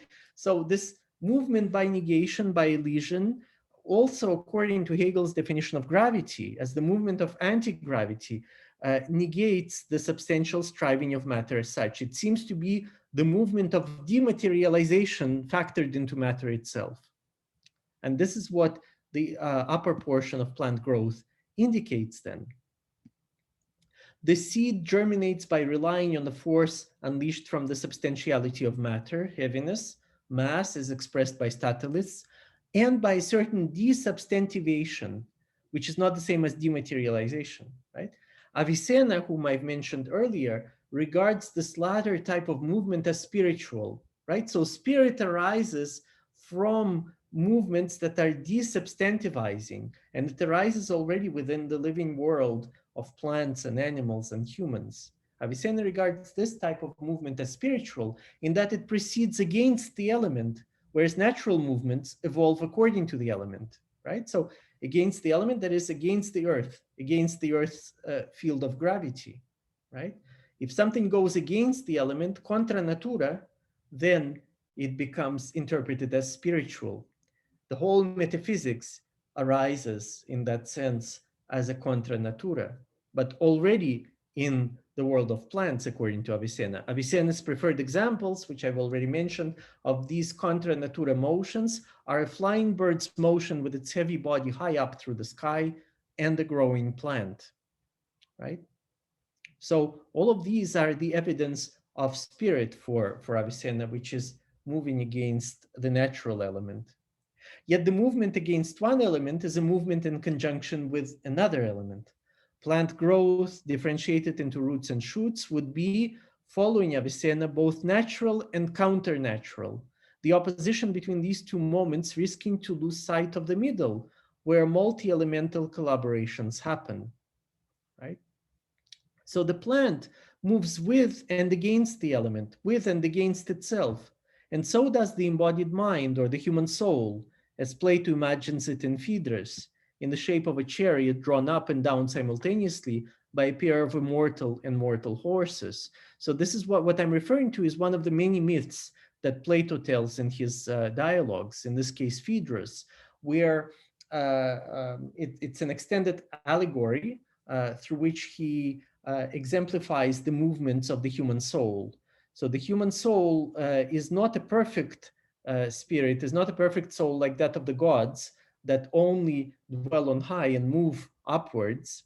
The human soul, insofar as it's embodied, insofar as it's tied up with a finite material body, has two driving forces, two in this case horses, that carry the chariot. One horse moves up, and this is the psychic force that we share with the divine.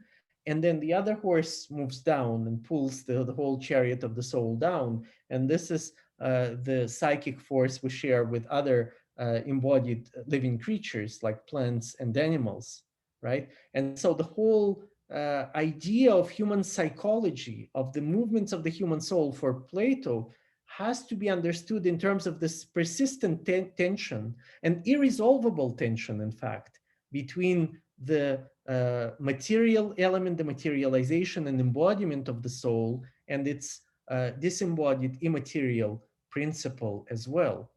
This is something that one has to live or work with perpetually. And in fact, the art of living, life itself, is the constant negotiation and renegotiation of the tensions between these two horses of the driving the chariot of the soul, right? And you can see how this bifurcation, the split into two of the human soul, already also mirrors, to some extent, the polarization of the seed, stretching up and down simultaneously, right?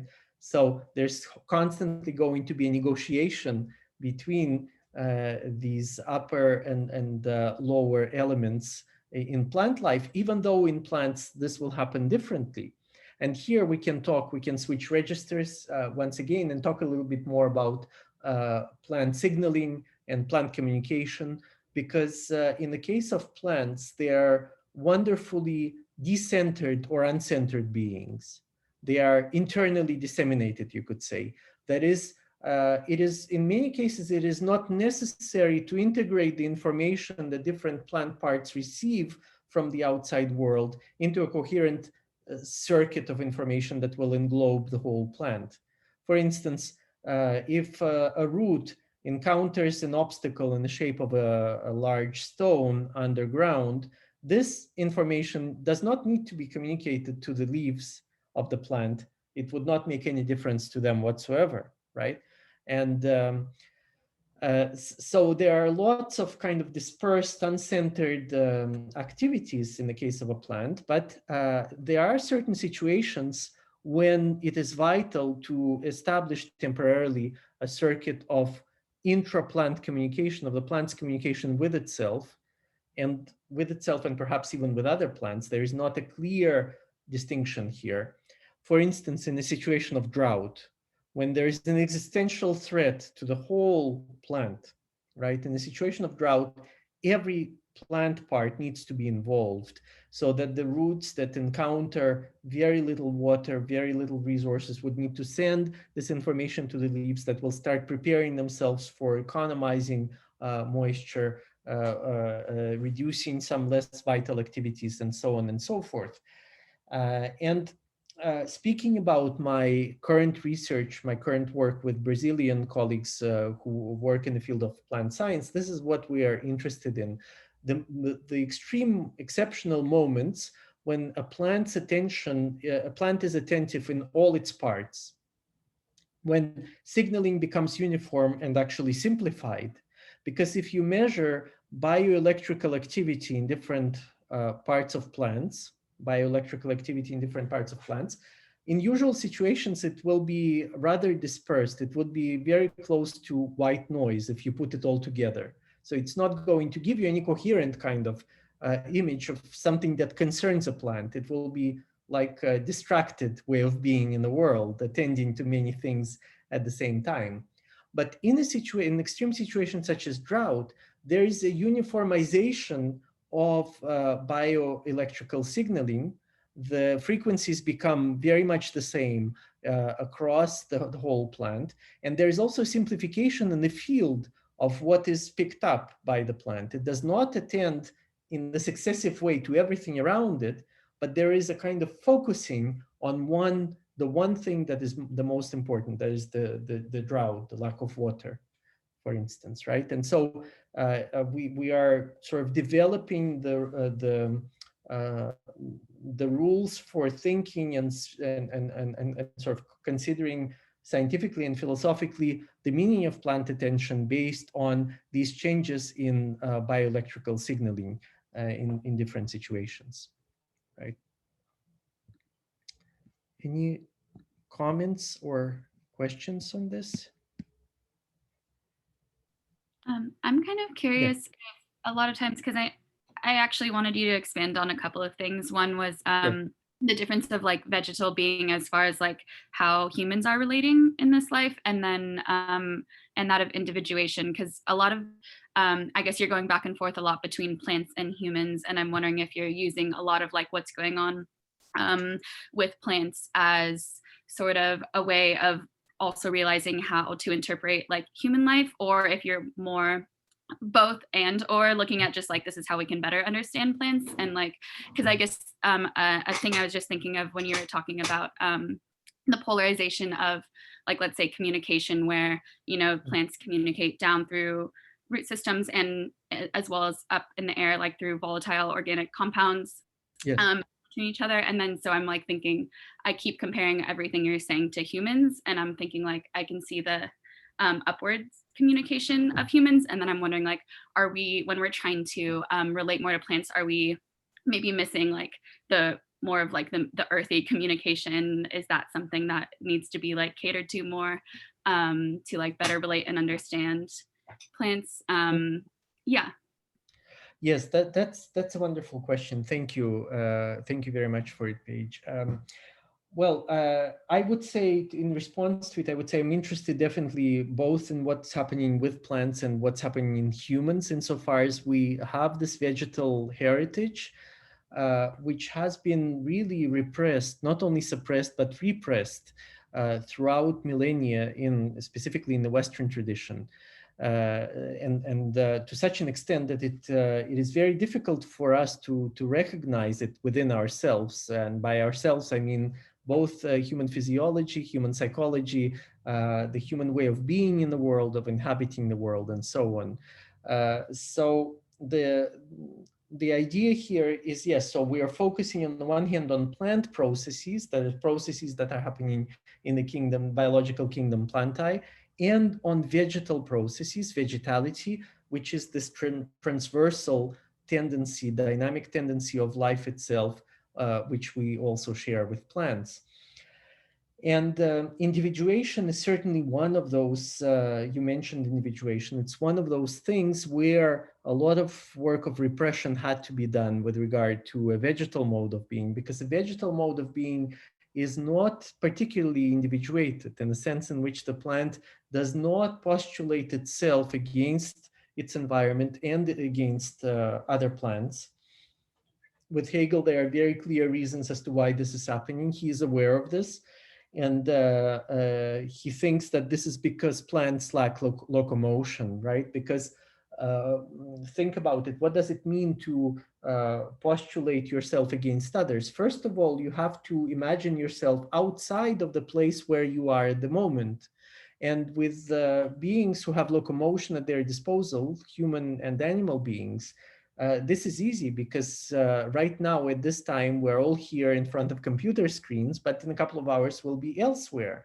And so there is in Hegelian dialectics, there is a basic work of negation of this place by the other. By not being here, I negate this place simply by moving elsewhere. Plants do not have this luxury at their disposal because they are rooted in a place where they germinate. And so they cannot oppose themselves to the place where they are. They cannot oppose also to anyone else who comes into that place, but they can work and change and play with the place itself, right? So the apparent lack of individuation is not a kind of a poverty, an undeveloped or underdeveloped aspect of of a plant's being. It's a different mode of being in the world that entails a different synergy, also a constitutive synergy with other living beings and with the environment.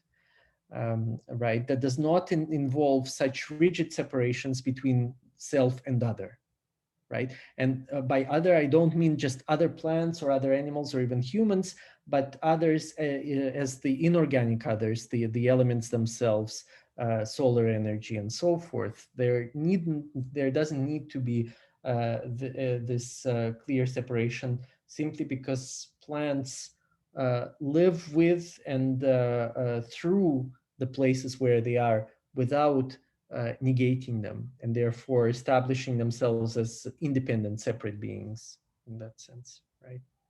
I could have, this is only one example. Of course, we could come up with many, many more examples, but virtually everything about the vegetal, again, I'm talking about the vegetal as a common tendency for all forms of life. Virtually everything about the vegetal is an absolute enemy from the standpoint of Enlightenment reason, of Western Enlightenment reason, because there is no ideal of independence or autonomy here. There is not ideal of the strong individuation. There is not the ideal of somehow it is I against the world. many other things can be brought into the fray here. But yes, but as I also mentioned, and this is worth repeating, the repression itself did not begin with the age of the Enlightenment in Europe. It began in the West millennia before. Already in ancient Greek thought, you can see traces of it, even though there is still a recognition of the vegetal character of human beings. Even if you think about Plato, and the famous story of the cave and the allegory of the cave, the way of leaving the cave, of exiting and moving toward the sun of ideas, is a very vegetal kind of movement, right? It is not a move. It has been obviously read as in a feminist way, specifically by Lucy Rigaray, with whom I've worked together quite a bit, as a metaphor for birth, right? So the cave as the womb, and the exit from it as the metaphor of birth. But and this is something I've discussed with Luce on several occasions, and she seems to be more convinced now. This is not a metaphor so much of an animal birth as of vegetal germination, right? Of vegetal, because the difference between an animal birth and the vegetal plant germination is precisely this, that there is not a movement of transcendence, an absolute cut that separates you from whoever or whatever you originated with, because plants keep their roots in the earth, in the dark, in the cave, while emerging toward the light, as opposed to an animal or human fetus who at birth leaves the maternal body or the egg or whatever the means of reproduction are, and this from the very beginning separated from that pre-origin of oneself, as it were. Right. So, and this is important because it gives us a different notion of the Enlightenment. The cave allegory in Plato gives us a different notion of the Enlightenment, specifically through the philosopher's return to it, through the inability to cut completely the ties to the dark, moist world of the cave, of the unconscious. The only sort of sustainable movement of the Enlightenment would be one that keeps in touch with the unconscious, that keeps returning to it, that keeps digging deep and dwelling in the unconscious while emerging to the light of ideas, right? It's not a one-way movement of an absolute separation and cut. The return is important because it means that the ties have not been broken completely. And it's obviously a very different notion of the Enlightenment than you get in European modernity, where the pure light of a universal reason is all you need, and it is absolutely cold and abstract, as opposed to the sun allegory in Plato, which still maintains the two elements of solar activity, not only the light, but also the heat, the heat of the sun that is life-giving, that gives birth and germination and being to finite beings, right? This is what is sort of in the genealogy of the sun allegory. This is what is lost in European modernity. It is the hot aspect of solar light, and therefore generative life-giving aspect of it as well. Yeah. Other questions, comments?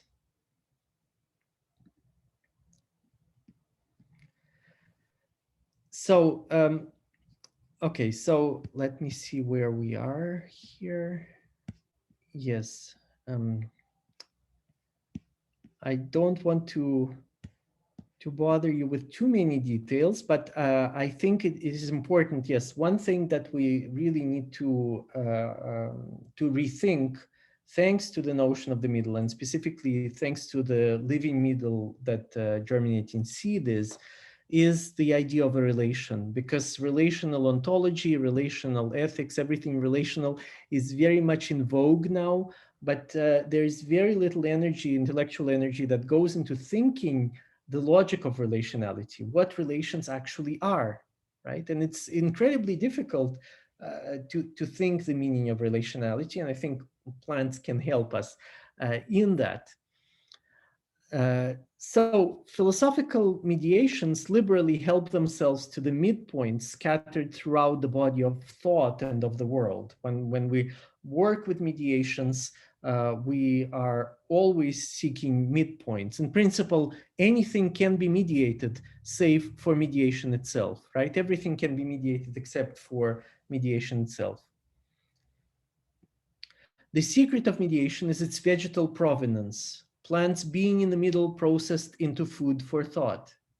To tarry with the secret, it's necessary to hold goals and achieve purposes, means and ends in abeyance. That is to conceive of mediation, of middling activity, interactivity, or interpassivity, as I like to call it as well, as a relation, right? So what is that relation of mediation is what I want to look into together with you next, before we move to the notion of plant habitats from this reflection on the middle. It's notoriously difficult to comprehend relations. No sooner does the faculty of understanding fix them in the table of categories, and I'm talking about Kant here, of course, then it turns out that what is grasped are the related terms, the relata, right? So when we try to understand relations, all that we grasp are the related terms, but not what happens between them. So we get the relata, but not the relation. The relation between them has, in the meanwhile, receded from theoretical view. You probably all know these images where, depending on how you focus your eyes, you're either seeing two faces or a vase in between, right? Yes, so something like this happens with relations. More often than not, we're seeing the two faces and we're not seeing the vase, right? And so it's necessary to understand relations. It's first of all necessary to understand the vase in between, and then more difficult still to understand the whole ensemble of the two possible perspectives, both the relata and what happens between them at the same time, right? The in-between has disappeared once we focus on the relata. What I want to propose is that the depreciation of relationality and that of vegetality are cut from the same cloth. Plant blindness and relation eliminativism, right, to eliminate relations, share the unwillingness to concentrate on the middle, gazing at the extremes instead, right? By implication, the serious consideration or reconsideration of relations ineluctably traverses the vegetal middle, right? So in order to approach our subject afresh, that is relations, we must sweep aside deep-seated unspoken suppositions about it. Relations are not ties. We think of when we try to think of the in-between, we think about bonds or ties, like I don't know, like a string that is attached to the two terms. But relations are not ties. They are not solid substantive ligatures, the seamless bonds of a union. In them, in relations, ties are both forged and cut, forged despite and thanks to being cut. So relations, think about it. If you were to have relations that have nothing but bonds, nothing but ties, there would be an absolute merging of the terms in the relation. There would not be any difference between them. There would be a kind of fusion and amalgamation. But for a relation to be a relation, there needs to be a tie and the cut at the same time, the ligature and its cutting, right? Relations are born from a precarious combination of articulation and disarticulation, togetherness and separation. Without the negative moment, what I called the cut just now, outside the gap that preserves the in-between, a relation, as much as it is the relation's beginning, right? A relation would have been the fusion of two or more terms, as I mentioned, right? So severance is the end of a relation as much as the relation's beginning. The cut is the end of a relation as much as the beginning, insofar as it adheres in the middle of the middle, at the heart of mediation, right? So what I mean simply is that we think about relations according to the formal logic of either it exists or it doesn't exist. Now I'm in a relation with someone, then the relation is cut, is severed. I'm no longer in a relation, right? But being in a relation implies that cut already within the relation itself, at its very beginning and throughout its extension, right? And this is the difficult point to grasp. This is what happens in between, in this ambiguous space in between, where we have articulation and disarticulation somehow working together and never maintaining the same balance. So at some points, the relation will be more disarticulated than it is articulated. At other points, it will be more articulated than disarticulated, right? With time, this is what happens to relations, that the in this middle, many things are changing, including the balance, as I called it, between the cutting and the forging of ties. But what about the vegetal iteration of relationality? Aren't plant cells arranged in uninterrupted files? Wouldn't a tree severed from its roots perish, right? So it seems that when we think about plants, the plant world in particular, it seems that there is no possibility of cutting, because precisely we said just now that the plant is rooted in the soil. Even at the level of their tissues, plant cells are arranged in uninterrupted files. They do not circulate, they are stationary, right? They do not circulate as cells in an animal or human body do. A tree severed from its roots perishes, and so on and so forth.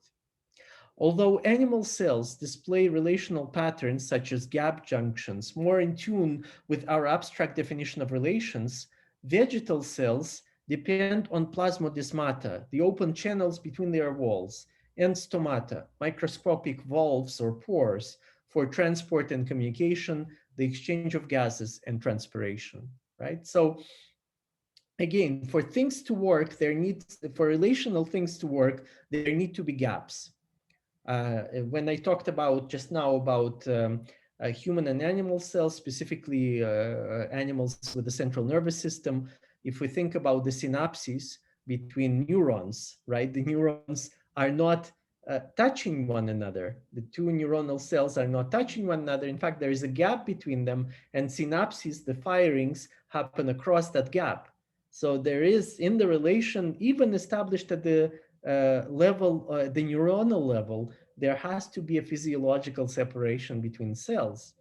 And in vegetal cells, as I've just mentioned, there have to be open channels that are regulated, sometimes more open, sometimes more closed, between their walls, and microscopic valves or pores for the transport and communication of gases, chemicals, and biochemicals, and so on. If further, a plant is comprised of many potentially fecund middle edges, then insistence on the continuity of its growth is misplaced. Plants are exceptionally good at relating to themselves, the others, and the world across spatio-temporal gaps in themselves, which they utilize for future growth. For instance, a stem cutting from a mother plant can put down new roots and reestablish itself elsewhere.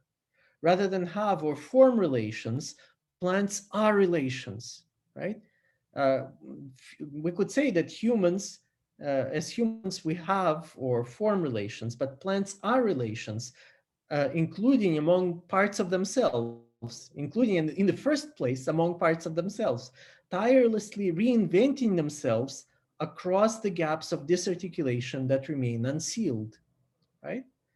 So plants are relational beings because even in themselves, they are constantly interrelating parts of themselves in different ways and reconfiguring them and so on and so forth, right? So plants do not have relations, they are relations. I do not know to what extent we can say this about humans.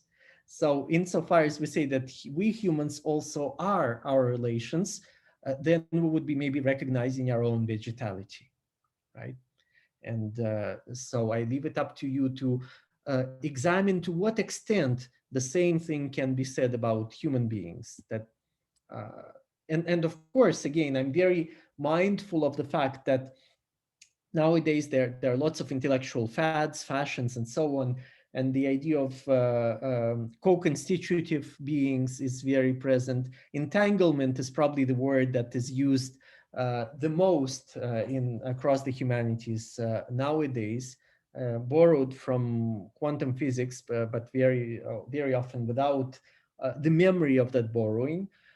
But before sort of mixing things into the undifferentiated soup or stew or whatever you want to call it, it is important to consider the logic of relations based on not, again, not on formal logic, but based on the relationality itself, which is very difficult sometimes to grasp, let alone to articulate.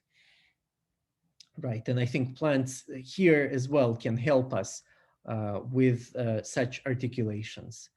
Again, if you have comments or questions, please feel free to jump in, because I'm not seeing all of you on the same screen. If you have your hand up in the Zoom function, I might not notice that. So please don't be shy, and jump in whenever you have something to contribute to the discussion. I sort of have a question, please, if that's okay. Yes, yes. Yeah, this is Liv. I guess, I mean, not being trained at all in formal logic, maybe this is, there will be obvious answers to this question, but I'm just trying to think about the, vegetal existence as being both X and not X, and wondering about, and even in like relationality, the cut and the tie at the same time, and the like continuing to use these binary terms to try and describe something that is very much not this this binary thinking, if that makes sense. And I guess I'm trying to think about like how useful are terms like and maybe I'm thinking about this too spatially, but like threshold or density, or terms that try to get at like more dispersed ways of thinking about like space and difference, and not just sort of like an X and not X thinking. Is this kind of like very vague question making sense? Yes, it makes sense. I think I see what you're referring to, that still relying on these binary terms like ties and cutting ties to talk about non-binary processes. What kind of what sort of logic underlies this way of thinking? I definitely see your point, but I think that for us to grasp something like the articulation of life, of vegetal life, of our own life as well, we cannot simply delve into what I called a little bit dismissively the soup of difference, a multiplicity of thresholds, in that sense, to use a word that you introduced, and so on, because it will really not tell us much about what is happening at the level of the phenomena that we're interested in. So the idea is, the idea that I'm following here is rather deconstructive. And if you look at Derrida's deconstruction of the Western metaphysical project, you'll see that even though he destabilizes and undermines the binary logic that metaphysics operates with, he is still operating within that logic, within, but also between the binaries, right? And showing how unstable they are, how prone to reconfiguration and to inner contradictions that are swept under the rug, and that in fact, once you pull on one of those threads, the whole edifice just collapses in the end. There has to be, in other words, what I would say is that there has to be determinacy. There have to be certain poles of determinacy for something indeterminate to happen. Because if you have an absolute indeterminacy of everything, you would not even be able to register any event or pick up any sort of meaningful signal from the field of absolute indeterminacy. It's like movement that needs the initial, at least the initial friction to start, to take off the ground. You have to have the that friction of an opposition. And that binary terms definitely perform this work, but one doesn't need to go along with what binary logic tells us. And in fact, it's not 1 or 0, but it's both and neither nor 1, 1 and 0, right? And this is what I mean by being in the middle. It's also between 0 and 1, the middle is infinite, because there's an infinite number of even natural numbers you could break down the scale into between 0 and 1. And this is what I mean by the vegetal middle, in us and outside us as well. Mm-hmm.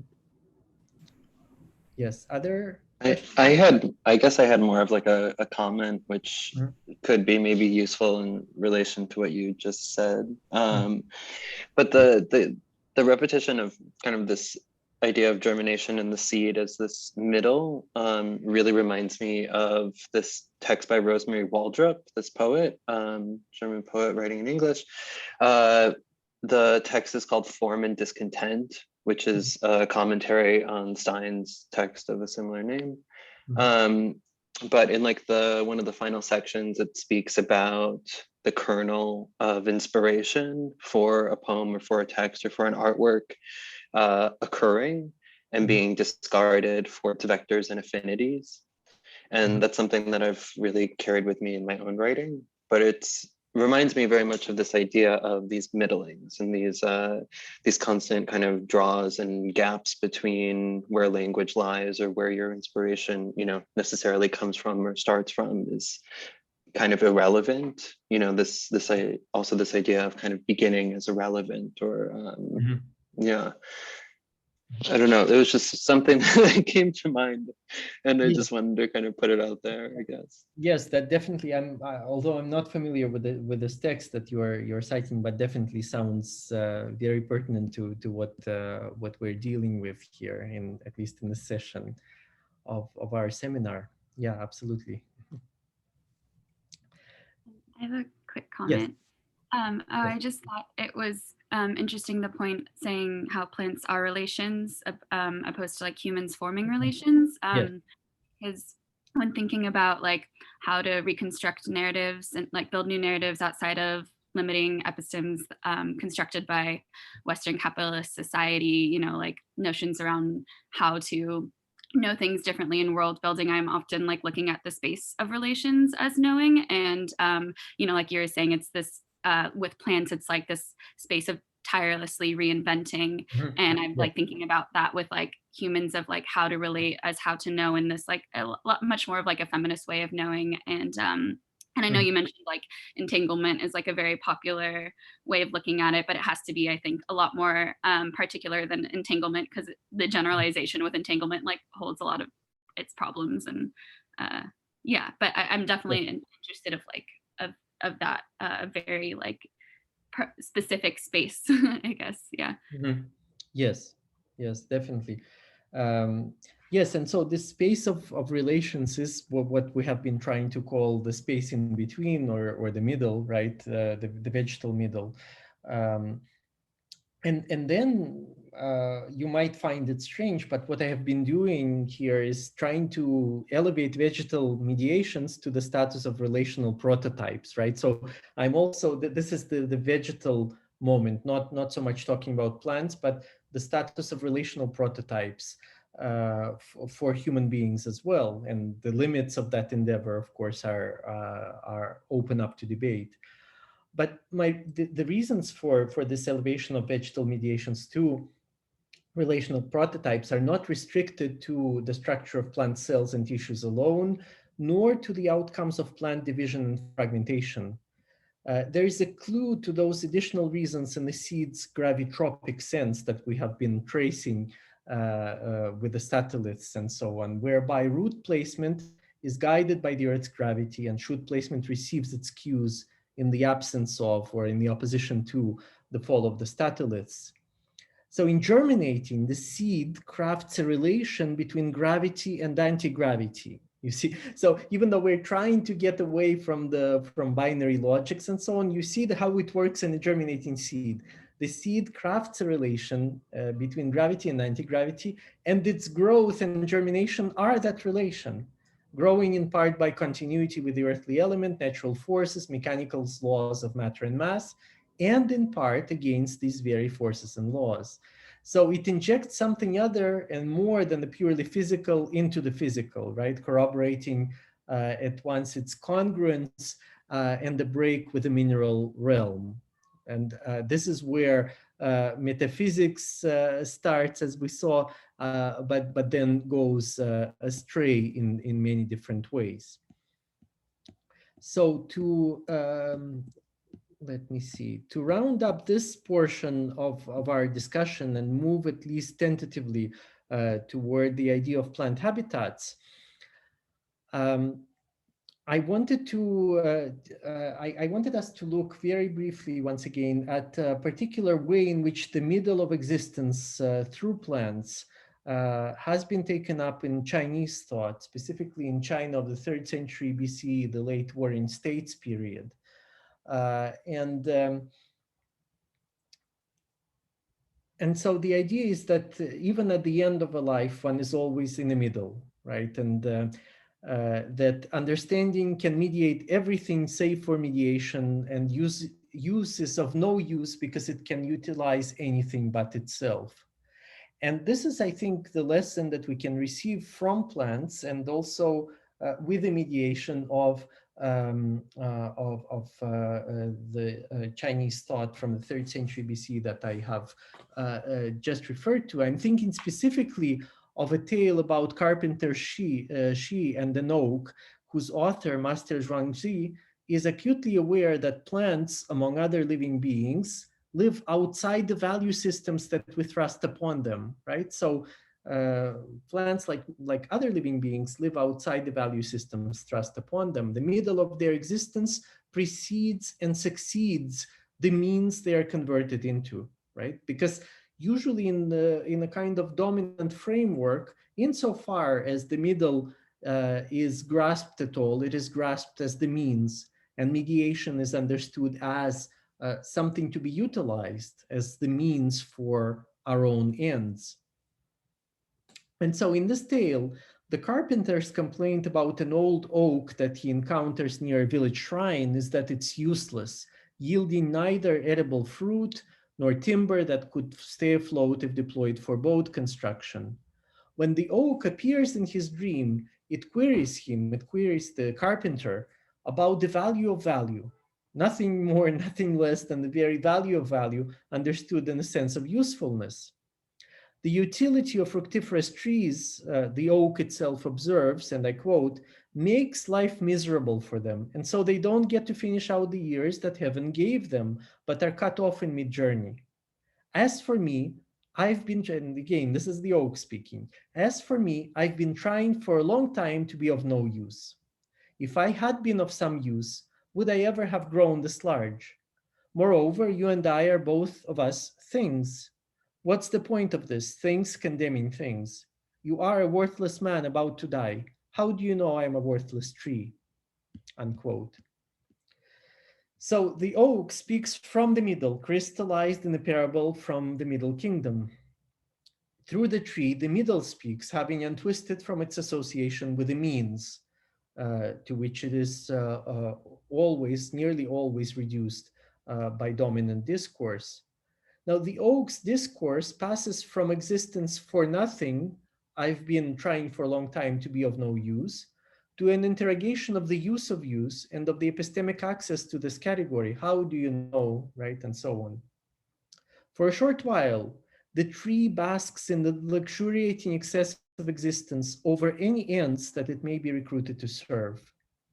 Thereafter, it marshals a mediation not unlike the one we see in Descartes' enunciation of res cogitans and res extensa, the thing, right? Descartes, this absolute sinner of today, who is condemned for all of these philosophical sins he committed, right? We usually take him to stand for the absolute separation between the body and the mind, right?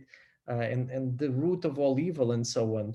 But if you look closely, he gives the same substantive sense to the extended thing and the thinking thing, res cogitans, res extensa, right? Both of them are things.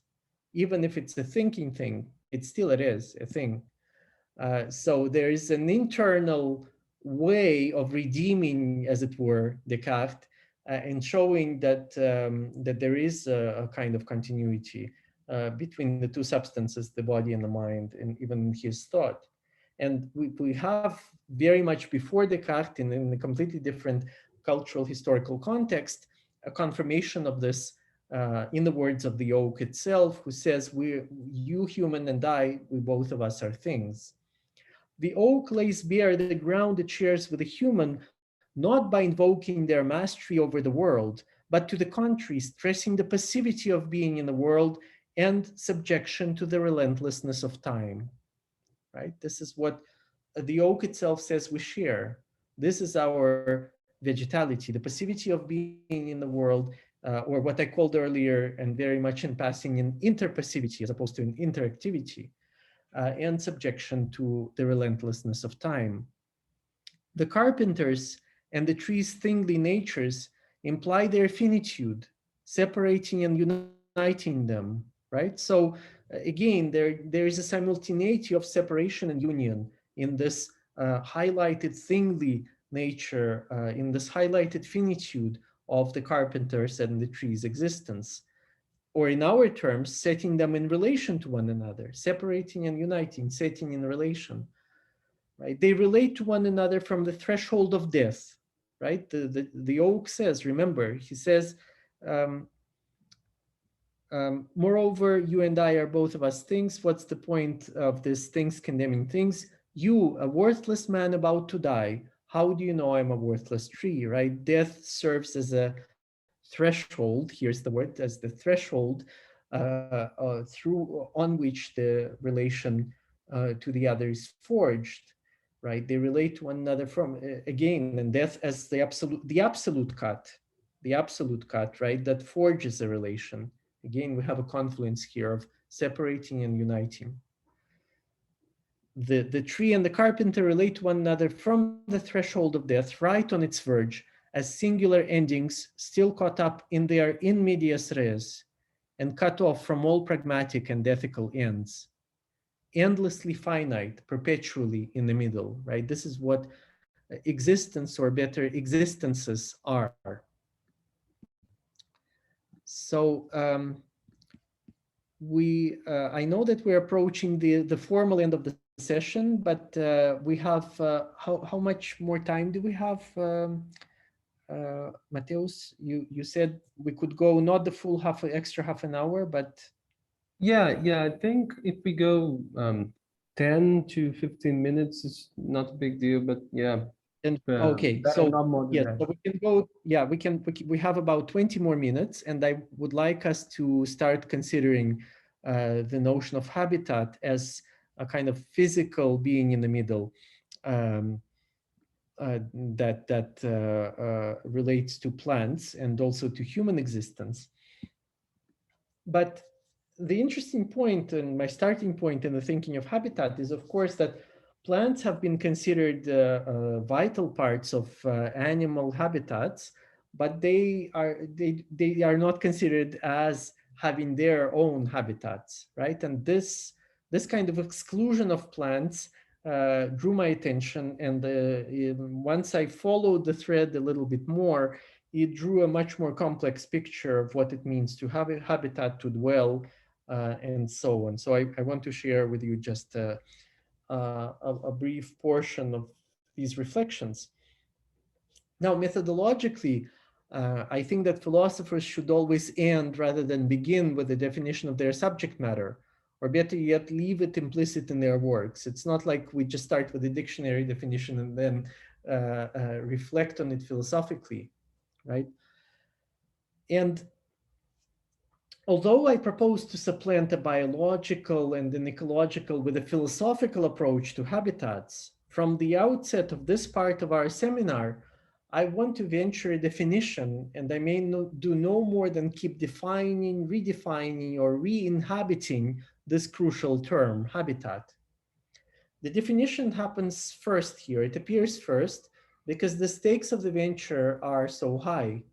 Up until the moment when it no longer sounds ridiculous to apply the notion of habitat to humans, the split between nature and culture will persist despite ardent affirmations to the contrary.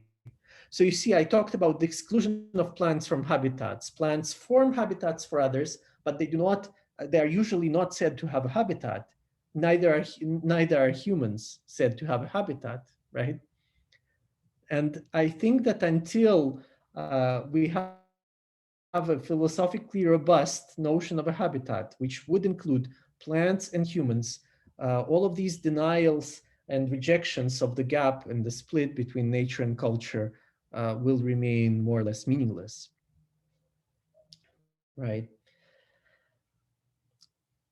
That said, our subject here will be not human, but plant habitats. In particular, I want to argue that plants point the way to a philosophy of habitats in which humans too can be included on a modest footing along the elements, other forms of life, and even the remains of the dead.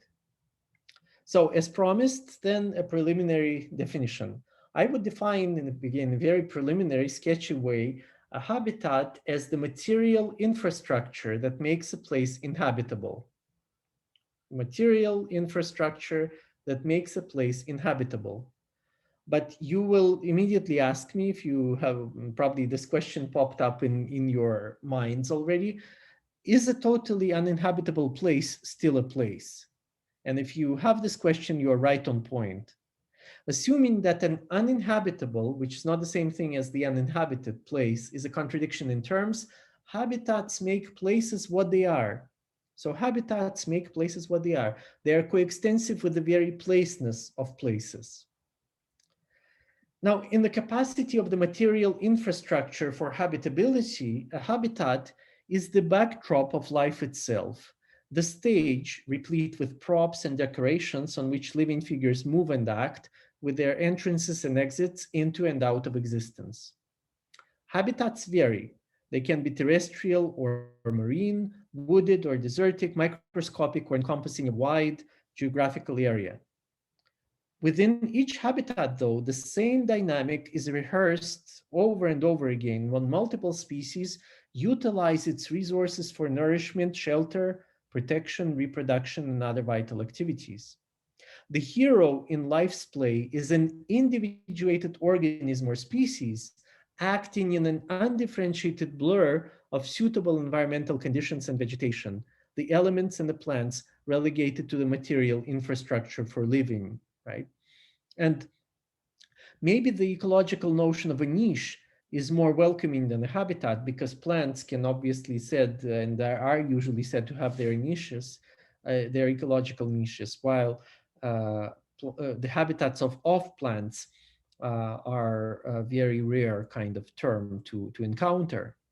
Technically, in very technical terms, every organism or species has a habitat appropriate to it. Pandas, fungi, dolphins, prickly pear cacti, foxes, bacteria, oaks. A habitat is always someone's. It is always someone's habitat. Yet, by an unwritten rule, the someone is not just anyone. The one who has a habitat and therefore has the having itself, with all the problems this prized metapossession entails, is an animal. Because habitat, as we'll see, comes from the Latin habere, the Latin verb habere, to have, right? So there is already a claim to a possession that is established in the habitat. And strangely enough, the one who is typically said to have a habitat is an animal, the one who has the having of an environment. Both plants and humans are excluded from the basic having of habitat. The first, plants, by virtue of being relegated to the backdrop of life, the stuff out of which habitats are made. The second, humans, by virtue of appropriating life otherwise, by dwelling rather than merely inhabiting a place, right? So this is the kind of the initial situation in which we find ourselves with a double exclusion or two thresholds for habitats. The lower threshold from which plants are excluded and the upper one excluding human beings. Now, in fact, the theoretical apparatus of biology, ecology, and environmental studies does not sanction the exclusion of plants, but it does underwrite the exclusion of humans. The habitual and the techno-scientific modes of comprehending habitats, therefore, diverge in one respect and converge in another. And it is the site of their divergence that I want us to inhabit, sounding the meaning of plant habitats and the possibility of their subsequent extension to humans. But before proceeding, let's look a little bit closer at the origins of the verb that gave rise to habitat, this Latin habere, right? Let's complete then the work of surveying the structure of the term as it's used today. In addition to the upper human and the lower vegetal planks of habitat's semantic frame, there are the vertical planks derived from the Latin ancestor of the word, the verb habere, to have, to hold, to possess. So habitare is an intensive form of habere. Habitats are neither environments, nor worlds, nor biotopes, nor biomes, nor sites of dwelling, terms with which they are nearly synonymous. They are, what they are the places that, that one has, that in turn have the one who has them under their sway. So there's an intensification of the dynamics of having. They are the places one has that have you who has them under their sway. The having is mutual in a sense. The second part of this recursive definition, it's another definition I want to venture of habitat, is frequently left out of the picture, depriving the semantic frame of one of its vertical planks, right? So we just think that the one who has a habitat has it as an object, but obviously things do not work at the ecological level if one relates to a habitat simply as an object, because one is really enveloped by it, included in it. One is the habitats have you to the same extent as you have them, right? Now, selective blindness of this kind is hardly surprising. The selective blindness to one of the vertical planks in the semantic frame of habitats. Our view of having, our take on having, is terribly lopsided, bedazzled by the active force of appropriation at the expense of the quiet and pervasive appropriation of the appropriators by the very thing declared to be their possession, right? So what is the relation? Again, thinking back to the logic of relationality, the uncut, the unbound bonds or the cut ties that we have been talking about in the first part of the seminar of today's session. So here, the active force of appropriation is privileged at the expense of the quiet appropriation of the appropriators by the very thing declared to be their possession. And to give you just an example of what I mean is if you are really focused on some sort of a possession, let's say you want to have lots of money, even a meta possession in that sense.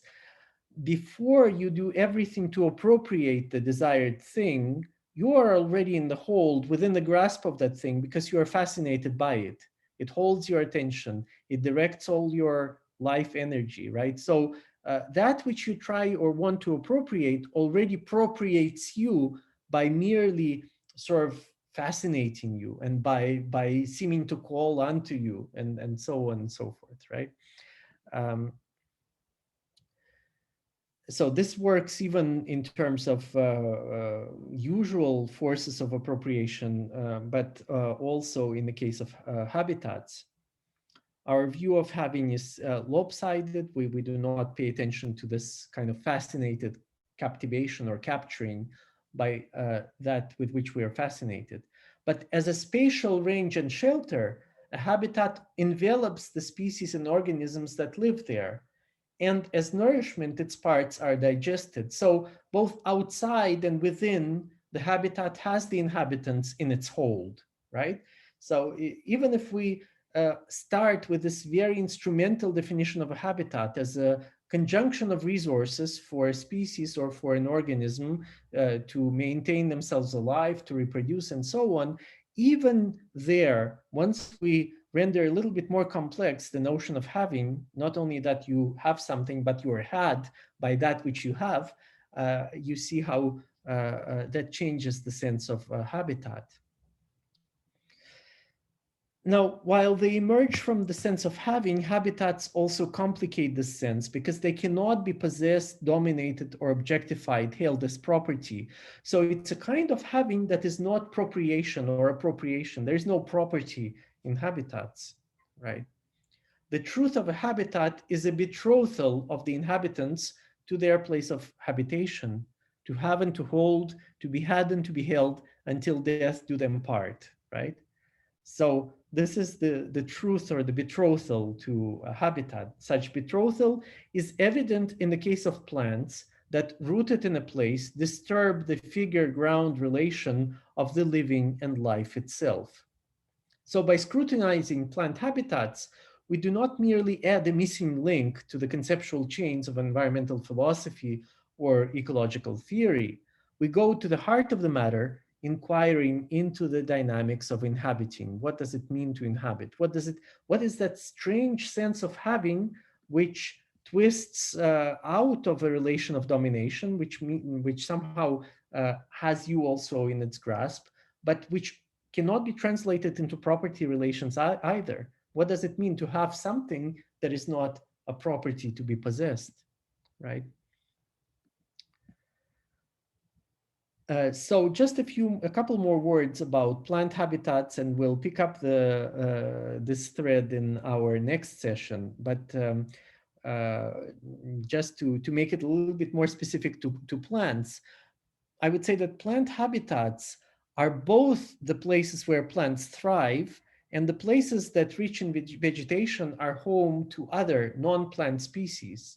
So plants are, again, in between these two senses of having, of being a habitat. They are habitats for others, but they also inhabit the habitats themselves. This unavoidable ambiguity of the expression is highly significant. It produces a fold in habitation around which activity and passivity converge. Plants are simultaneously the inhabiting and the inhabited, grounds and figures, the wherein of habitation and its tenants.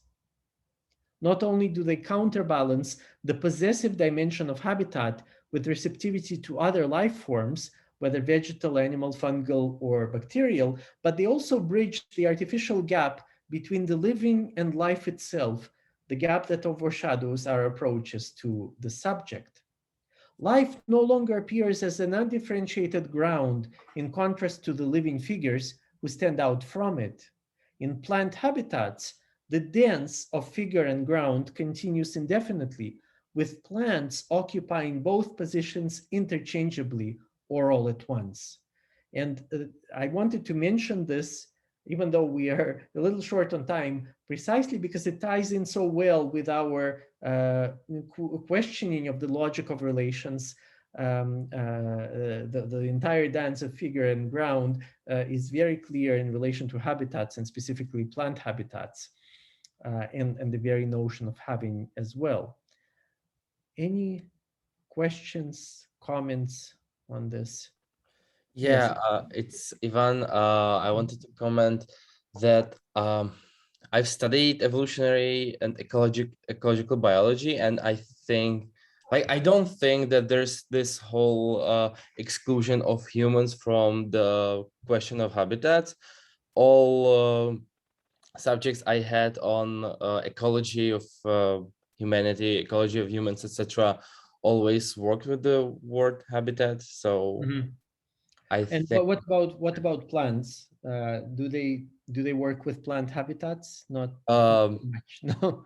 I'm not sure that in in these subjects, those subjects were on ecology of humans, right? I didn't have the ecology of plants though, so maybe they do. I will ask my fellow students from back days. But I also wanted to comment on distinction between individual and habitat that I feel like in contemporary theoretical biology and the philosophy of biology, there's this whole conversation of what is this distinction, and if we can make such distinction, if anything can be ever like said that it's just an individual. For example, when we as humans, we are holobionts, right?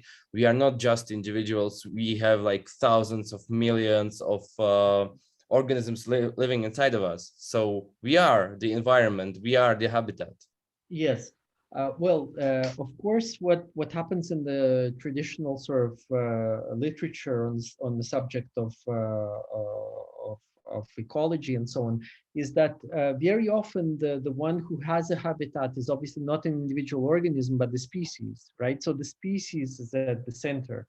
And this notion of speciation still, it's not an individual specimen, but it is a kind of individuated form of life that stands out against the more undifferentiated life as the background, right? So still the figure background image applies, and that's in the sense in which habitats are the field of living life, more or less undifferentiated, from which the species that has a habitat stands out as a figure. And obviously it's never just one species. There are many different species inhabiting the same place, but they are the ones who are going to be treated as the heroes in this drama, as it were, of life itself. Now, yes, of course, the notion of symbiosis that you are pointing to is crucial also for plants, because if you think about the way that roots function underground, they do so through symbiotic relations with fungi, with bacteria, right? So the so-called transitional zones around root tips are rife with different forms of life, and there are just so many information exchanges going on there. Not only exchanges of information on the placement of nutrients and so on, but the very digestibility of these nutrients, as it were, for plants is mediated and helped by the fungi and the bacteria. So the root nourishment happens in these symbiotic relations, whereby a plant is only able to nourish itself insofar as it works and nourishes itself with the bacteria and the fungi and the other microorganisms that grow around the root area. Yes, probably symbiosis will complicate a little more the clear distinction between life and the living, between the background and the figure that I'm referring to. But that would be a challenge to think about the notion of habitat for symbiotic relations, right? I think once we switch from the species language to symbiotic relations, the notion of habitat will also need to change to a certain extent. And I'm not, you probably know about it more than I do. I don't know to what extent contemporary environmental science, ecology, and so on is moving in this direction. It's moving in the direction of thinking of habitats for symbiosis as opposed to for particular discrete species.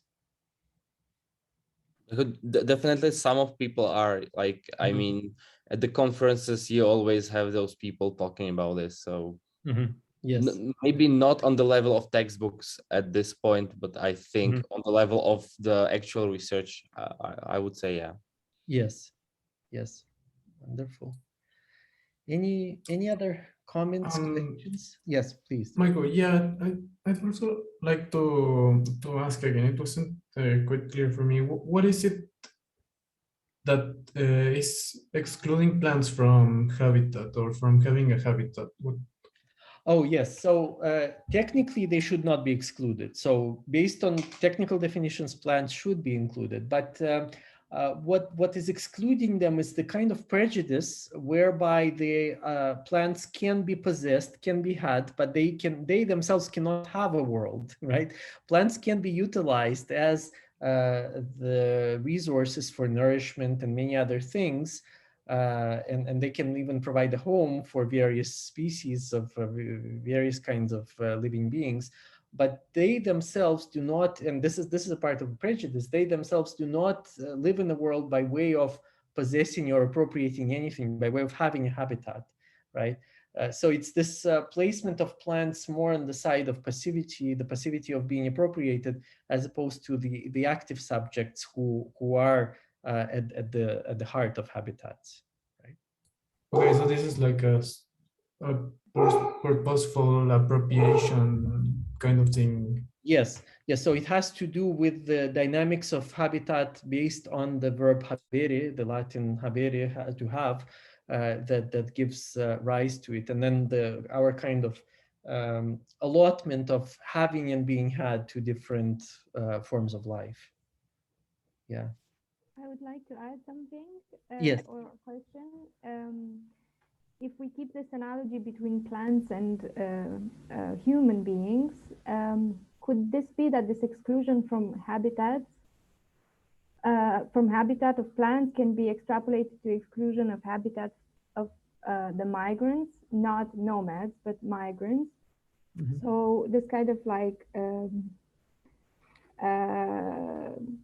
let's say, denial of or dismissal of the material infrastructure that people who find themselves in that situation find themselves, and it's not, let's say, an environment that they can have or possess. They are inhabited by the bureaucratic structures that are kind of set forth for them. And yeah, since you mentioned that you position yourself as like this anti-nomad in this anti-nomadic I wouldn't say tradition, because it's not really this is something that is just now emerging, this kind of positionality against you know, the dismissal of the necessity for a temporary stronghold or a temporary place of nourishment, shelter, which is not necessarily a dome or domus or a home, but some form of temporary safety or strong anchor, I would say. Yes, yes. Well, I agree with everything that you are saying, Georgina. Absolutely agree with all of that. And I would only add a very brief point, which is, as I say, I think in the very introduction or the preface to Plant Thinking, plants are highly marginalized beings in the history, at least of Western philosophy. They're not even on the margins, they're on the margins of the margins if you count animals. And so based on this position that they have been allotted, there are lots of convergences with other experiences of marginalization based on gender, based on what you were saying about the marginalization of migrants, for instance. So one can find a lot of affinities through the structural place or non-place that has been allotted to plants, at least in the tradition of Western thought. And then you can forge the kinds of links that you are forging, I think, very rightly here. Yeah. Yeah, definitely. But I think we have absolutely run out of time. Yeah. And so I've really enjoyed this first session, and I look forward to seeing you all in a week and to hearing the first 3, I believe, student group presentations then, right? Okay. Thank you very much, and have a nice rest of the day or beginning of the day, depending on where you are in the world right now. Thank you. Bye. Bye. See you. Thank you. Bye. Thank